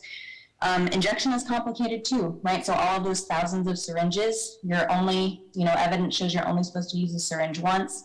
People can inject 5 to 10 times a day, and so needing a syringe for every time to avoid diseases and infections. Mandated treatment is actually not proven to work. It's proven to decrease a person's long-term success in recovery. And actually, Any Positive Change is seeing a decrease in their distribution of syringes since being able to provide pipes. Because again, people are wanting to switch to a safer route. They make connections and build trust with people. They actually have a low barrier treatment program along with their syringe services program where people can get started on buprenorphine in the same day. And so yeah, basically again, I'm happy to answer any questions you have. My organization is happy to work with y'all and talk more, but I would encourage you to maybe not completely ban this program preemptively before speaking to the experts, speaking to Anina and about the program, and really getting sort of the data and evidence to support this, because your county is at high risk for overdose and Hep C and HIV, and the program is only in a few municipalities throughout your county, and so having more access to disposal will help decrease syringe litter, will help more folks enter and access treatment, and build those relationships with a trusted, non-stigmatizing provider to get rehabilitated, to get the support that they need. Thank you. And I think there's one more, Madam Clerk. Mr. Mayor, there's two. Cheryl, go ahead and unmute yourself. Hi, I'm Cheryl Lawman, a resident of Clearlake. I'm going to start this from a different perspective. I learned about this from a phone call from my husband in the Bay Area, who was none too pleased to hear that we were giving out glassware for meth people. It caused him to want to sell our properties here and move away. He did not think that we looked like we were being a responsible community, and that he was very concerned about continuing to own here and prosper. I've been very active towards prosper in our area. I want to try to stay here, and I am concerned about the laws. When other people in our state who are our future tourists hear this, they are not going to come here. And as we look at growing our city in a healthy way, I think we have to look at perception of how we get retirees coming back, how we get people to come up and enjoy the pleasures of our community. I have very mixed feelings on giving out needles. For many years, I have packaged up needles, even as late as last month, that I find on my streets. This is not something I like.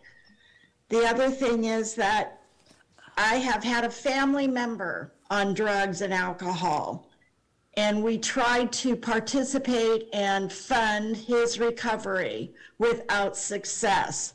It took him going to jail and having to go through some of their programs. And now I am proud to say that he has been 27 years sober because he went to jail. Whether I like it or not, it was the hardest thing I had to do, was to give up trying to support my younger brother. And it took hard knocks to bring him back. So when we look at providing pipes, needles, a facilitation of use in our community, not only does it grow our community in that direction because there's an implied or real sense that we condone it, but it does not help. I do not see that it helps those people who want to try to improve, and it only puts our young people at risk, or people like me or citizens caring for Clearlake that actually have to handle these things that we find in the streets because we don't want to leave them for our children to find. I know there's a lot more complexity to this. I know that there are medical issues, but when I look at saving a potential child from sticking themselves with a needle or picking up a meth pipe to suck on, that it is better than, I want to save that young person. I want to save that innocent person, not necessarily those people who have already given their lives to drugs. So thank you. I know that this is not an easy decision for you to make. I appreciate the opportunity to speak. Thank you. Last one? Last one, Mr. Mayor. Lori, go ahead and unmute yourself. Hello, my name is Lori, and I actually wanted to come and speak in person, but I was unable to do so. I actually live in Lucerne, California, where this program is currently being offered. And I'm here to speak for the children and the seniors in my community. One of the things that I find troubling about this program is that the place that this lady has decided to do this program is right in front of the senior center. And I feel like she is inviting drug users to come and exchange their needles or to collect their pipes in our most vulnerable area. We have an elementary school that's 2 blocks down, but yet every Tuesday she drives a truck here to the community. She's never spoken to any of the neighbors on the street. And I know this because I went door to door for the last 2 days asking people, getting signatures, and we have actually decided to come together as a group to ask her to please move this program.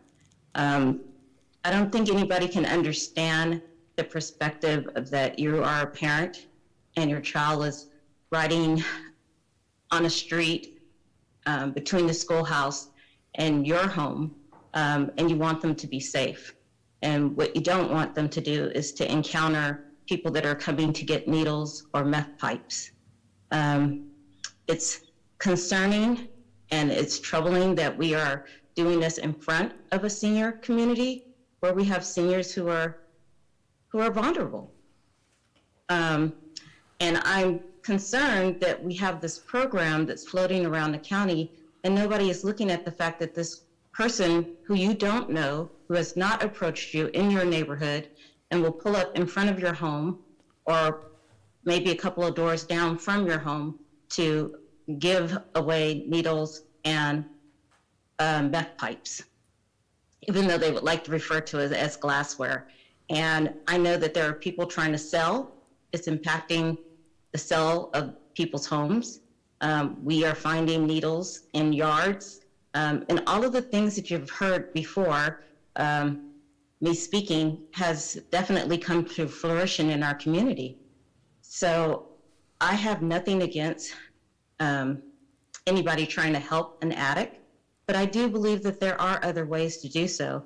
And there's other ways to present this program in a way that it could be facilitated safely, like at a public health.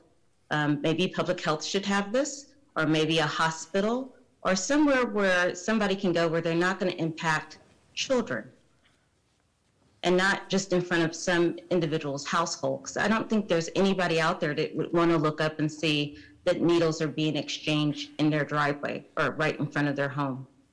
So I wanted to come and speak to that, and I appreciate that you took the time to listen to me.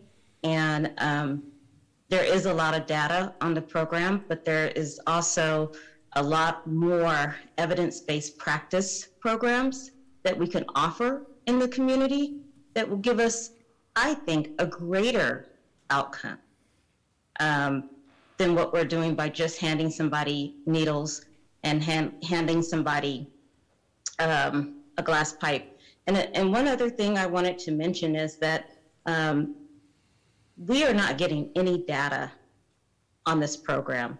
And I understand that she apologized for her outburst at the Board of Supervisors, but I would like to see numbers as a community person. I purchased my home here.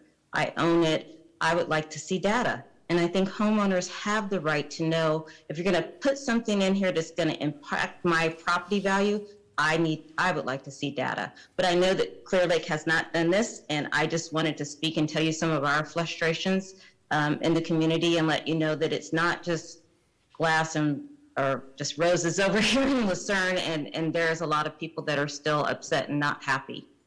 So thank you for listening to me. Thank you for your comments. All right, last chance. Anybody else the public wants to comment on this? Any on Zoom, Madam Clerk?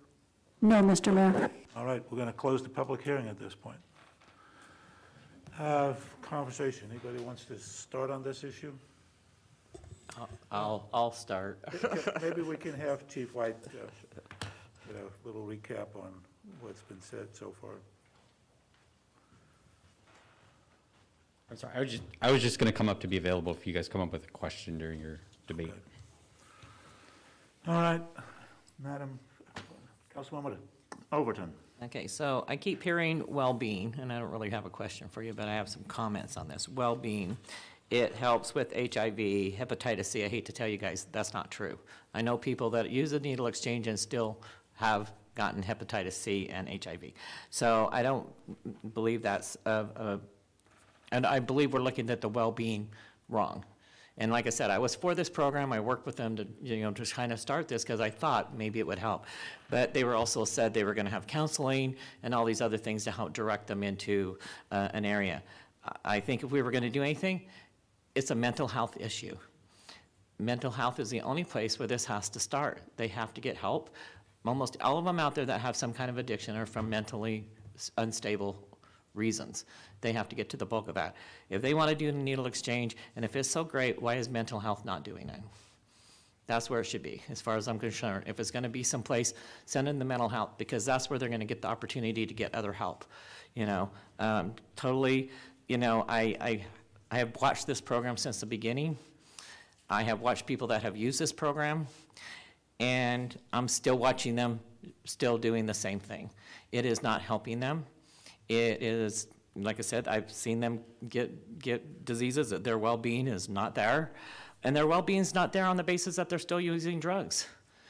If we do not have a drug rehab, a detox center, which we do not have, I mean, I know that everybody's going to bring Hilltop up. That's a very small thing. They take mostly people out of jail. That's not, the norm. We have no place for the women. When people do want to go to rehab, and I feel like doing this needle exchange is not the good direction. I think if we're going to focus on something, we need to focus more on detox centers. And I don't want anybody to tell me they can go to the hospital, because none of them are going to go to the hospital, because I got told they get checked and then get called to the police, because almost all of them have a warrant for some reason out on them, whether it's just because they didn't show up to court, so they're not going to go get help through the hospital.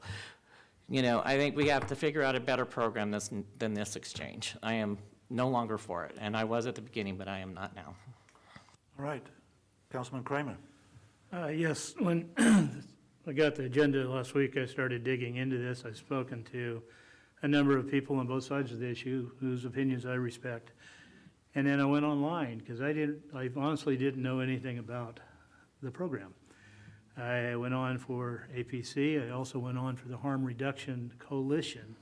And I read through their data and their statistics and their programs from start to finish. I was looking for a place where they say that that they have a program or a part of their program that aims to get people off drugs. They don't. All they're doing is facilitating exchange of needles. And they're not even doing that well from what I'm hearing here.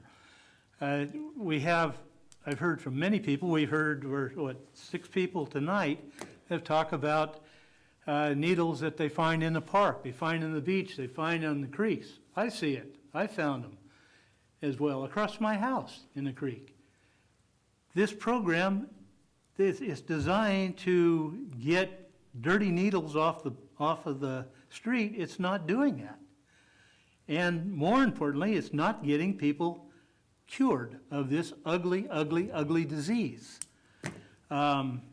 It's not working. I agree with Councilwoman Overton on this.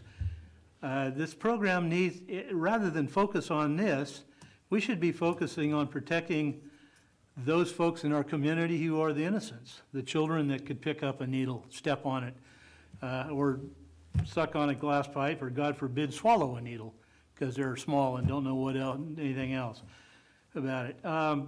This program, APC program, from all I've read about it in the Harm Reduction Coalition, their single focus is not on curing drug addiction. And it's not working very well, in my opinion, on getting dirty needles off the street. And certainly I don't think it would do any better. I don't see anything that would say it would do any better to get glass pipes off the street. When I came into this, my first reaction was we need to ban it. And then I went around and said, well, okay, maybe we ought. I've talked to a number of people. I talked to Chief White. I think, well, all right, maybe a moratorium. And that would be the best that I would do, is look at a moratorium where we study this whole thing a little bit further and see if there's something that I'm missing, that you're missing, that we're all missing, that could be redeeming about this, and or make it work better. I do think that mental health is a key here. I think behavior health in the county should be right in the middle of regulating this program, or regulating the use of needles and how we're going to deal with getting these folks off of drugs. I think detox centers certainly have a place. The lady that talked about her younger brother going to jail in order to cure him, there was another one that I heard or read about that same thing. Their son finally went to jail and came out because he was forced to be into detox, was saved and is now drug-free. This isn't the way to do it. So at the very least, I want to see a moratorium for a minimum of 45 to 90 days while we study and see if there is some redeeming qualities. And if not, if we don't find any, then I want to see a ban. Okay. Mr. Mayor, I don't know if it'd be helpful, but I'd just like to provide one clarification that for the council. There really, if the council does nothing, there isn't really a need to enact a moratorium at this point because it's not allowed in the city at this point in time. Councilman Claffey. Thank you. Yeah, when I first heard about this, obviously you have that visceral reaction, like you want to jump, you want to ban. And the big issue for me is, do programs like this lead to more drug abuse? And as I was diving into the data, I saw a lot of the metrics that you uncovered.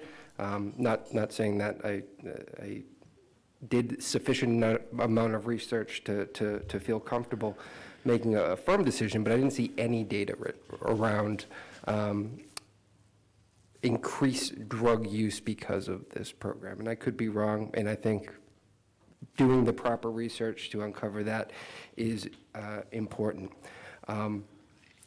That said, this program isn't designed to get people off the streets. The program is designed to stop the spread of infectious diseases. And from what I could find, to some capacity, it's doing that. It's also an opportunity for those who need help, and I think someone mentioned this in public comment. It's an area where they can make connections and they can build trust with people, and that's not something to scoff at. I listened to the Board of Supervisors meeting, and some of the relationships that are formed there are not formed through other channels and through other venues. So I think there's a positive there. I think the more important issue here, not whether or not we should ban, well, yeah, maybe we should ban it, maybe we should go in one direction or the other. What I really want to see is local control.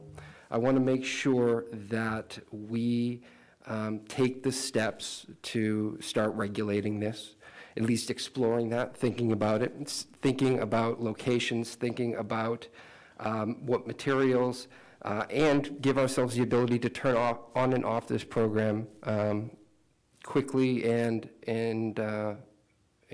swift, but quickly. Background verifications, all that stuff to put us in the position, if we do feel like this research that is being done around these programs is actually fruitful, we have the ability to execute that here in the city.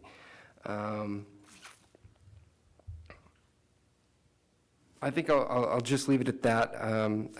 The county is putting together a working group. I think that's going to uncover a lot at a local level. A lot of the data out there is really focused on national research. But I guess what I would like to see is us go through the steps, assuming that we would want to have something like this in the community, go through the steps of putting together the regulations while we go through this research process.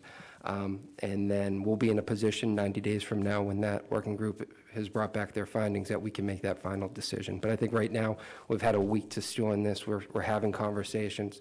I'm fine if we need to put a moratorium in place. Until then, it doesn't sound like we need to.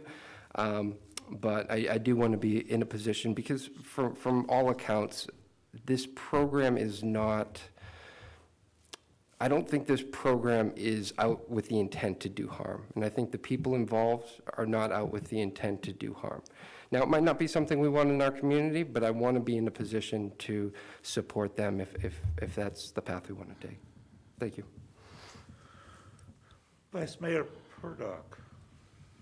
Thank you, Mr. Mayor. This is a very difficult and emotional subject. The presentation the chief made quickly at public comment that I think kind of drove us to have these discussions and conversations was absolutely necessary, and I felt the same chill in my spine when I heard it, that we were paying for pipes to be handed out. But I would ask that we would, as we're deliberating and we're considering, what we're going to do in the next 45 or 90 days, that we would ask our local medical professionals maybe to put some information together that we could consider. I did a little bit of that after the last meeting when this was presented.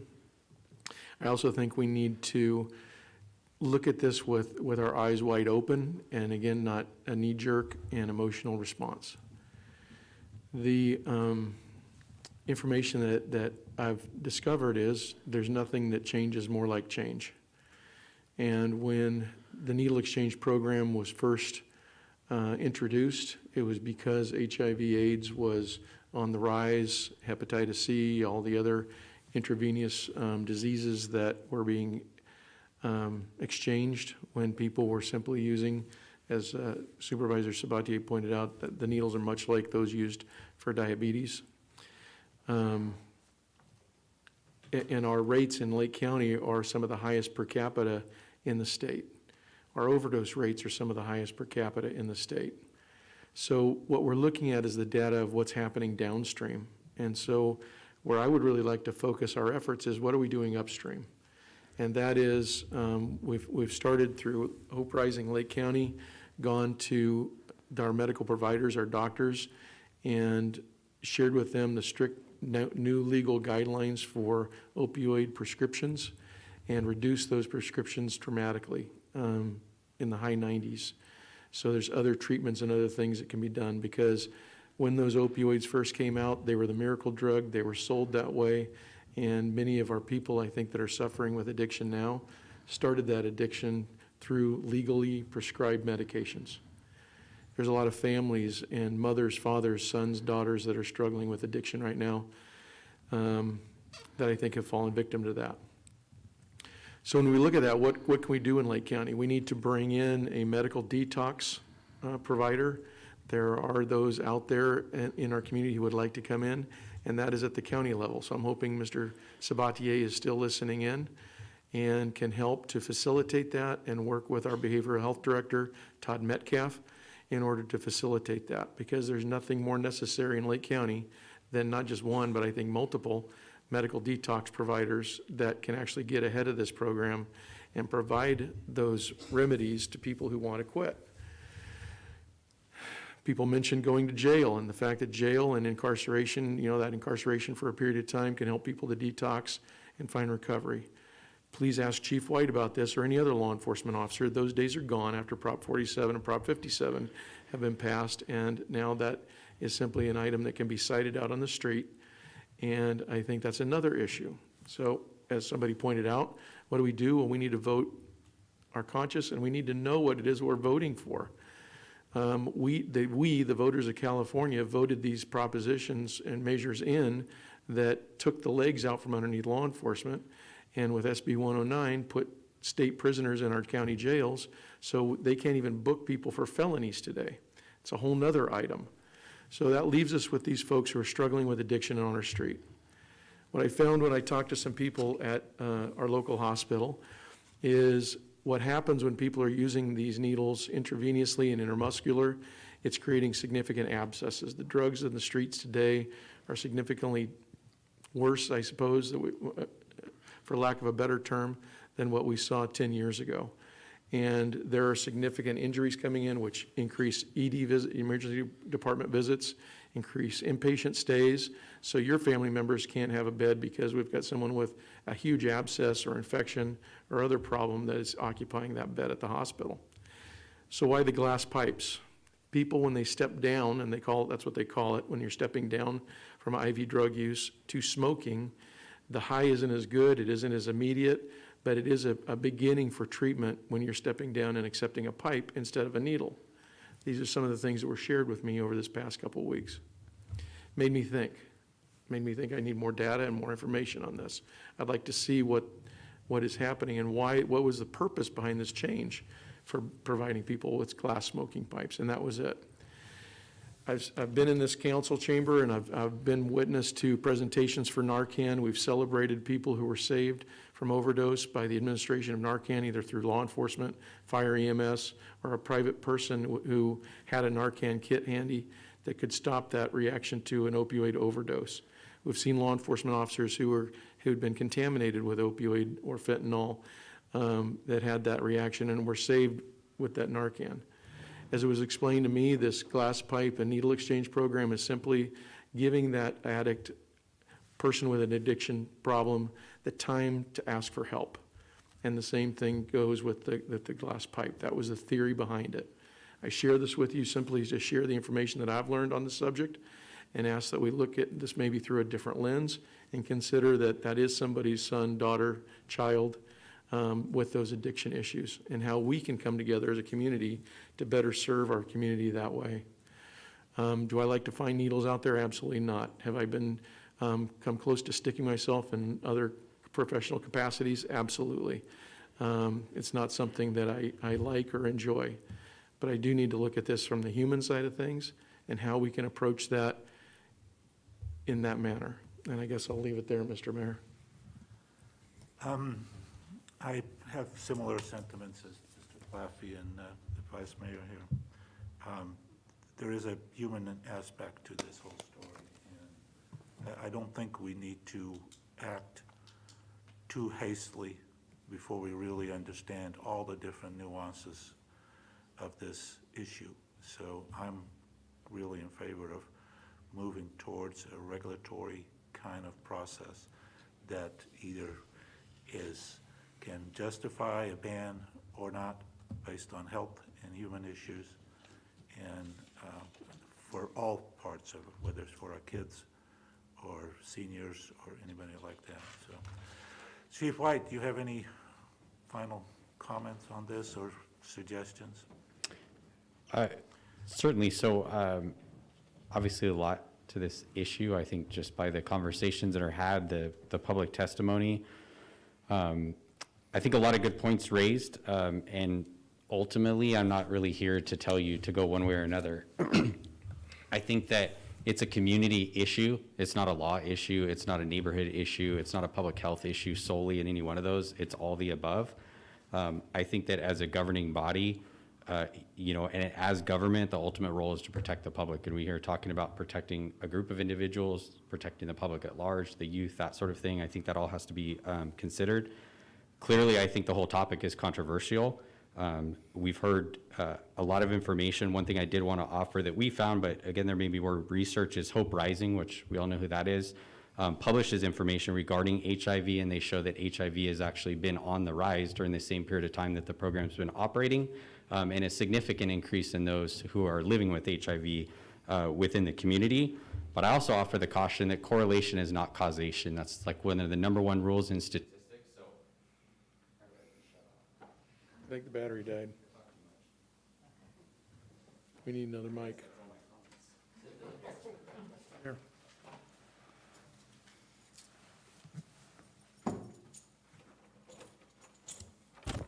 Okay. So, obviously correlation is not causation, so we have to be cautious about all information being thrown out there. One concern, but not certainly a guiding thing, is a lot of the word may. Something may result in this, may result in that. That's, I think, ultimately a decision, that you have to make. We heard, I think, through several things, and I think something that the city and county have always struggled with is perceptions. And I would submit to you that in the crime picture, perceptions can be just as damaging as reality. As far as, regulations and that sort of thing, and ultimately what you do is you have an option to send a message on what it is that you want to do, what's important.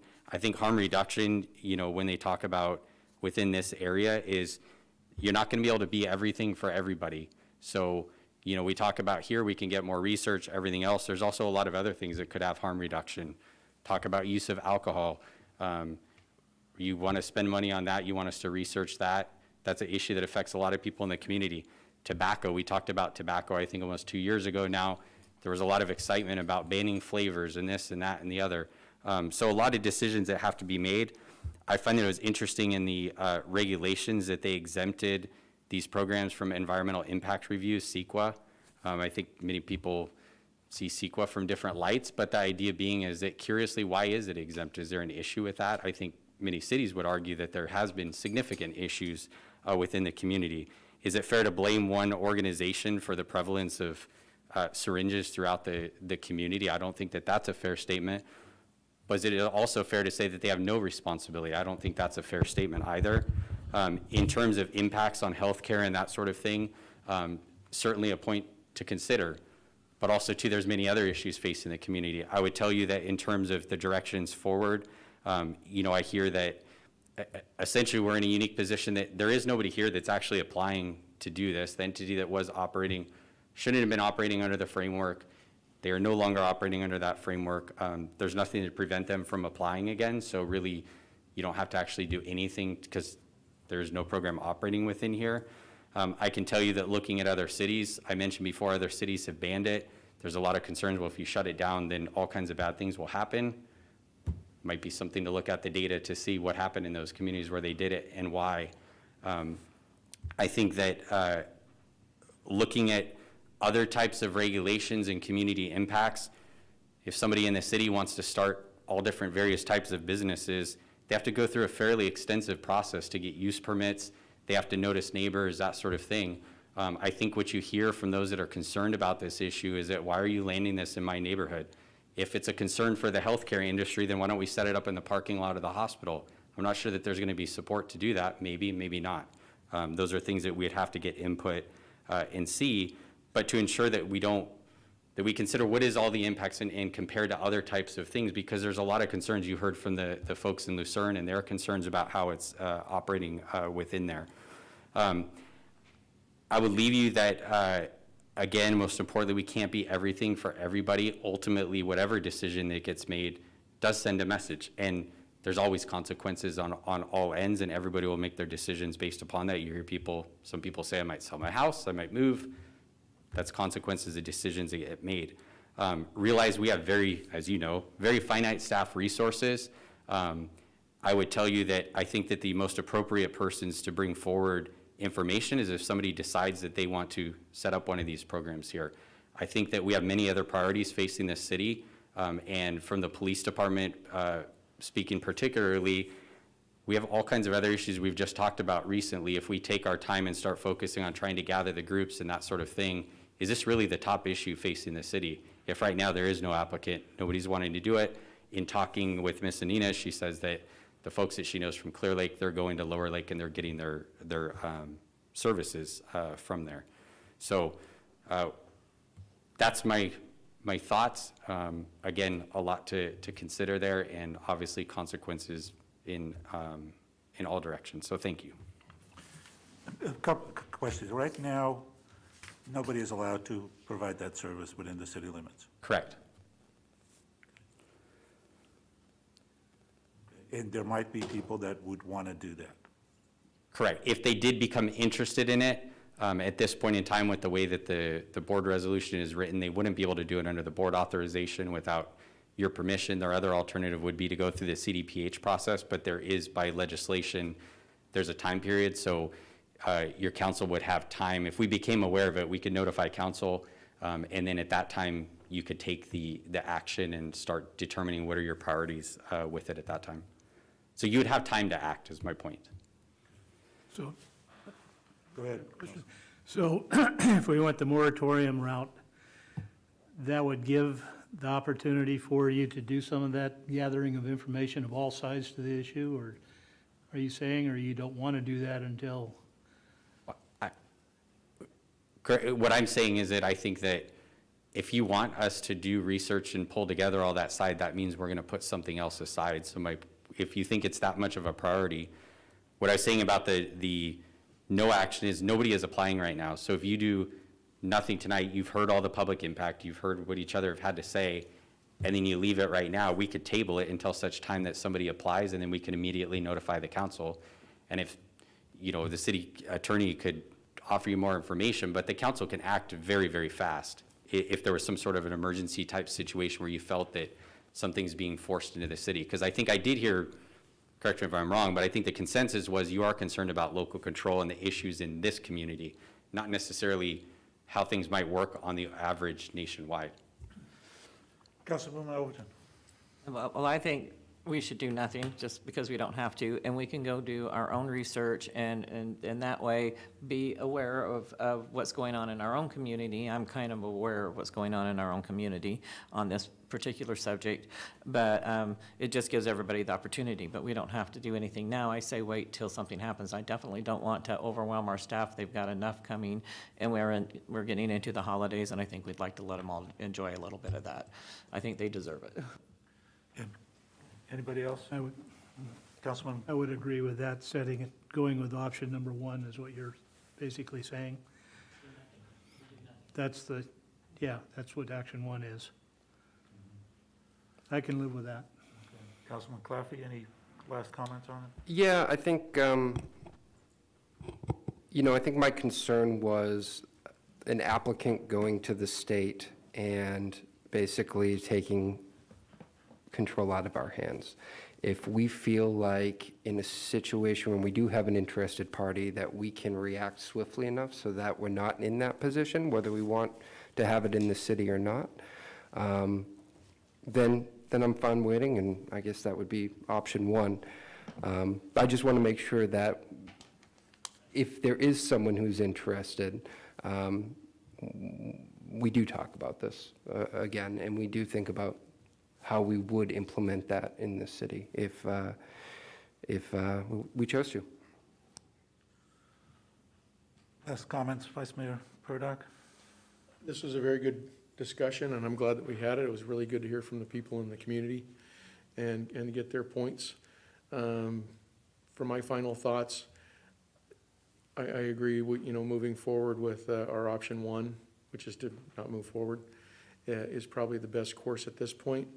But I really genuinely want to see progress moved toward getting upstream in this problem and helping to find people the services they need through detox and rehabilitation. And that needs to come to Lake County years ago. I agree, and I think there might be one thing that we might be able to do is locate some boxes where people can drop off needles in some locations that this is.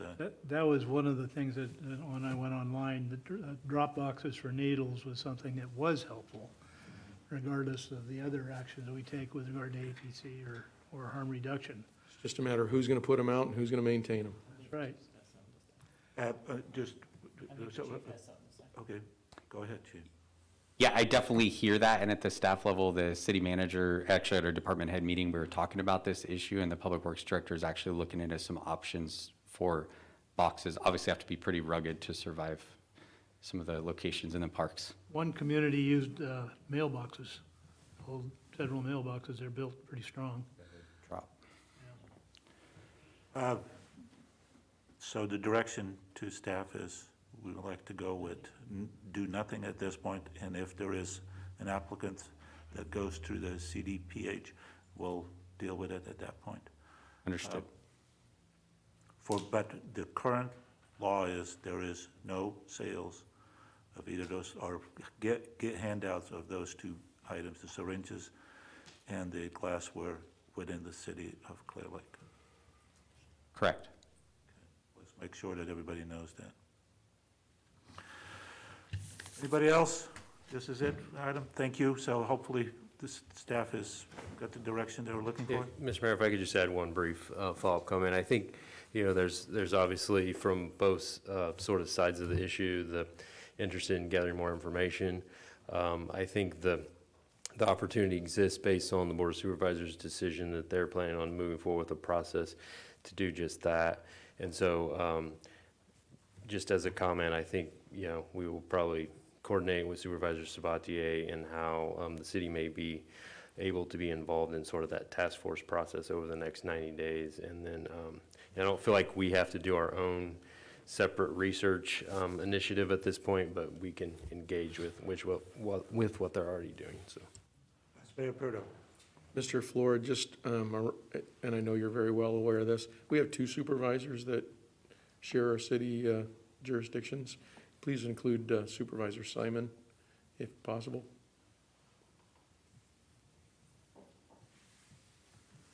All right, we'll move on to the next item on the agenda, which. Huh? I said, what a segue. Yeah. Mm-hmm.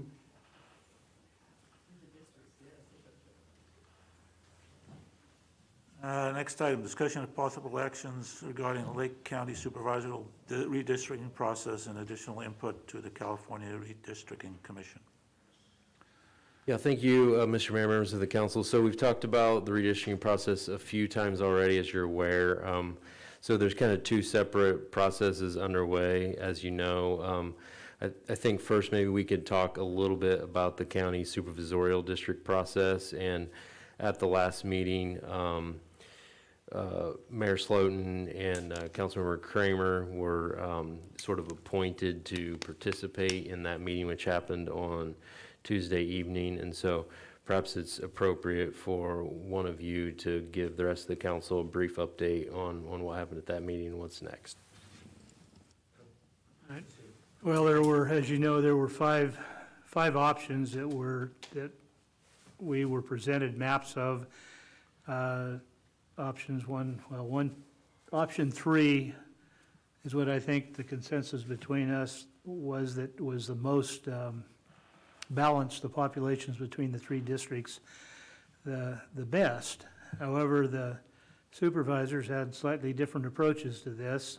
They actually, supervisors for districts 3, 4, and 5 wanted to make changes within their districts, and they went ahead and went through all of those things. The option 5 for districts 1 and 2 left a pretty large disparity in representation, with District 2, Clearlake, the biggest part of Clearlake, being still having, 14,400 or something, and District 1 was 600 or 700 below that. We thought the option 3 would have put the two districts within like a less than 100 votes, or less than 100 people in each district. However, that was not the way that Supervisor Simon and Supervisor Sabatier saw it, and Supervisor Sabatier is still on the Zoom. He might give his own thoughts on that. But what it turns out is that the areas that were in the present District 1 would stay, plus 116 people in a district, in a portion of the city that wasn't represented by either district, will be included in District 1. And then District 1 also picked up those properties south of Dam Road and east of Highway 53, which, it's a strip along there of, I don't know, maybe a few dozen homes, plus the burned out Cache Fire area on the south side of Dam Road. I have not had a chance to talk with Supervisor Simon to see what his thinking was on that, but that is what what they're proposing. There's one final meeting on November 30th when the final map will be approved. So there is still opportunity if we want to try to give any more direction to them. I have talked extensively with Supervisor Sabatier, and if he wants to comment, I think I'll leave that up to him. Just to add on to it, we were trying to propose to have a larger portion of the city be included in Supervisor Simon's district, because we felt, and even I mentioned that we wouldn't mind even if there were 3 supervisors that represented the portions of the city. Obviously, the county supervisor didn't go for that one, but we were trying to make sure that Supervisor Simon would be more active within our city, and they apparently didn't agree with that. He's resisting that. All right, any comments from staff here? Yeah. Vice Mayor Perda. Can you drag that down so we can see a little more north of that map? Sure, there were no changes to the northern part of the Okay. boundary, but. The only change was the addition of south of Dam Road. Oh, no, it looks like it did change. No. No. I'm looking at District 3, looks like it comes down. Yes, cuts off- District 3 did change, Right. but it didn't come into District 2 or 1. That's why I said District 3. How much of the city is in District 3? None. None. Not according to that map. Yeah, this follows the city boundary Follows the city line. Okay. up until right here. And then, There were no changes on this end of District 3. The changes in District 3 are between District 3 and District 4, up off of Highway 20, Up in west Upper Lake of area. Highway 29. On the northwest, or northeastern side of the city, where's the boundary line? City it boundary. follows, yeah, right here, it picks up Highway 53 and goes up to. Okay. East of Highway Highway 20. 53 is in District 2, going out to Highway 20 and on the south side of it. Thank you. In other words,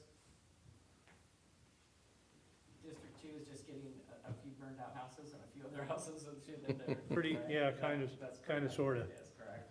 I think they picked Yeah. up also a small census tract east of Old 53, if I remember right. I don't know if you can see that on their map. Their maps are pretty hard to read, by the way. Anyway, I think they picked up one small little census tract. They did, right about where the pointer is. But it was very minor. This is Redbud Park, just for context. At the end, we can comment and make suggestions, but it's their decision anyway. So. Right, right. We spoke to no avail. Well, I appreciate you guys going. Thank you very much. Any changes for the state and federal? Okay, yeah, so if there's no comments related to the supervisorial district, so earlier this week, Tuesday or Wednesday, I guess it was, I just saw them this afternoon, but there were some new visualizations that were shared for Congressional, Senate, and Assembly. So if you would like, I'll just kind of try to put those up real quick and we could go through them. There were significant shifts in Lake County. So hopefully our efforts in communication weren't for vain. Well, they definitely heard the comments, apparently. So we'll see. Maybe this one will be the easiest to kind of see. So this is the congressional districts. You see, we were in the coastal district with the first visualization. This now includes all of Lake County with pretty much all of Napa County, a little bit of Solano, and then Marin County. So Marin County, the two congressional representatives are both in that new district then? Both reside in that new district, is that? I believe that both Congressman Thompson and Congressman Huffman would be within this district, yes. And then the coastal district at this point has no representation. I believe that's Going forward. correct, yes. Interesting. If you want to look at the state Senate districts, can all of you sort of see this? I mean, it's not the greatest, but I can try to zoom in a little bit. Let's see if this. So this is all of Lake County with Napa, Yolo, and Solano primarily. It looks like it may even go down a little bit into Contra Costa. So this is fairly similar to actually the first visualization. I think it picks up a little bit more over here in Yolo. But just for context, this would shift our representation because Senator McGuire is in Healdsburg. That would be Dodds then, right? Yeah, it would be Dodd, yes. And then, Assembly. no, that's the way it was before with being in the coastal, but now we were with Napa, a portion of Sonoma County. This is all over to Highway 101, it looks like, and then over into Yolo a little bit.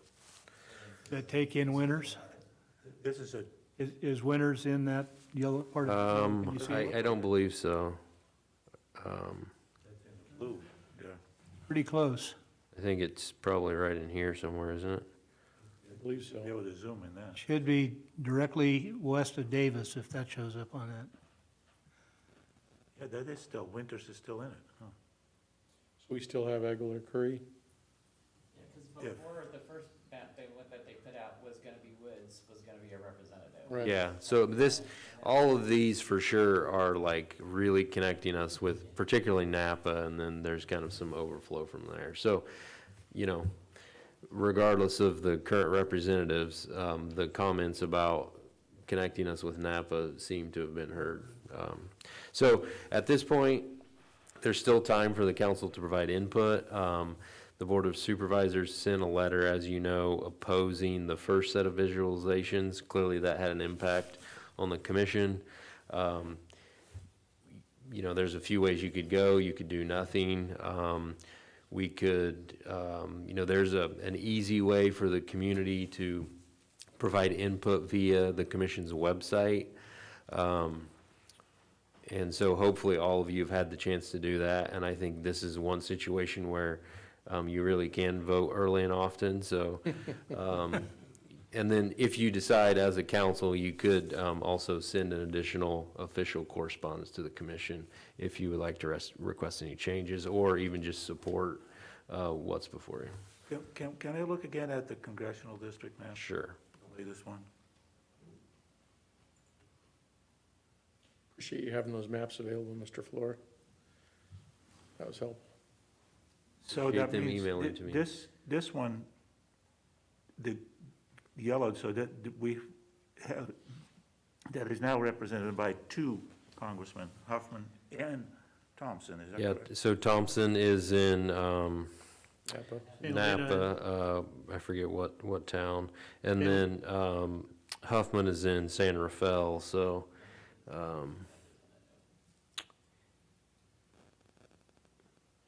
So they have to, one of them is gonna lose out or move. yeah, I mean, well, with the first visualization, just as an example, we were in Hoffman's. really Huffman's congressional district, but San Rafael was not in that district either, so, I mean, that's the issue. I mean, you know, we lost population, we lost a congressional district, and so, you know, there's gonna be that change somewhere throughout the state. So in this congressional map, does McGuire is in the green over there, right? Does he live in that Yes, district? yeah, actually, interestingly enough, with the three different things, if you look at them, McGuire would be, well, no, in the assembly district, he would be our representative, but the other two, he's in a district other than ours, so. Yeah, I don't know if you're thinking into the future for McGuire's political aspirations, but. I'm sure he does. He would not represent us as a congressional representative in this scenario. No, he would not. Okay, does the council have any more suggestions that we need to act upon or give direction? I don't know if there's anything else we really can do. Yeah. Just send in our We have to individual. sit back and take it. You say All we right. could do that often, huh? I've done it a few times myself, so. All right. So, So no direction to staff? Staff? All right, we'll move on to Okay. city managers and council member reports. okay, a City few manager. items, if you have the energy to stick with me for a minute here.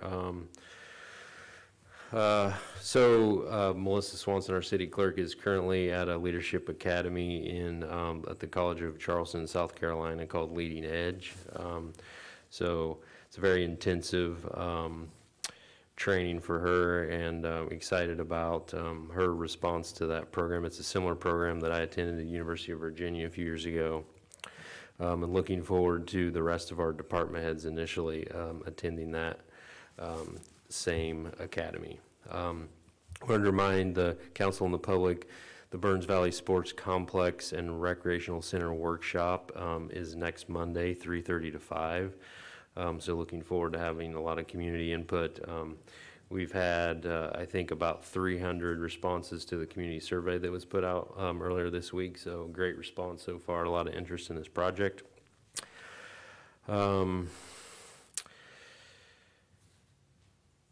Just a couple other items. The DMV branch is open, as you probably know. I think they were kind of open softly there for a little bit, but I think earlier this week it was official, so that's nice to have that amenity back in our community. The Starbucks project is coming along. There's been a number of delays, but it sounds like certainly by mid-November they should be open. The signs went up this week, so that was exciting. Those folks in the community that said they would only believe it when they saw it, you should drive by So and take a look. Is it posted on our city website now? We haven't posted a picture, but we did take a couple of that. So, and then been working with the intent of submitting some recommendations to the county tax collector related to upcoming tax sale next year on a property. So we got a list via Supervisor Sabatier, and so working on some recommendations related to that. Manager Flora, are they shooting for how many properties on that tax sale, do you know? I'm not 100% sure. I know, I'm not sure if they're planning on doing 2 sales again of 500 each, but I believe the goal is to do 1,000 next year, whether it's in 1 sale or 2. I think I mentioned this a few weeks ago. We have had a discussion with PG&E related to their undergrounding initiative.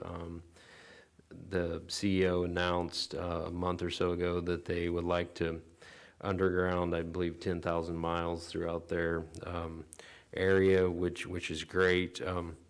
We're still waiting to see specifics on what that means for the city of Clearlake. We did have a meeting with them, give them a number of recommendations and requests to consider.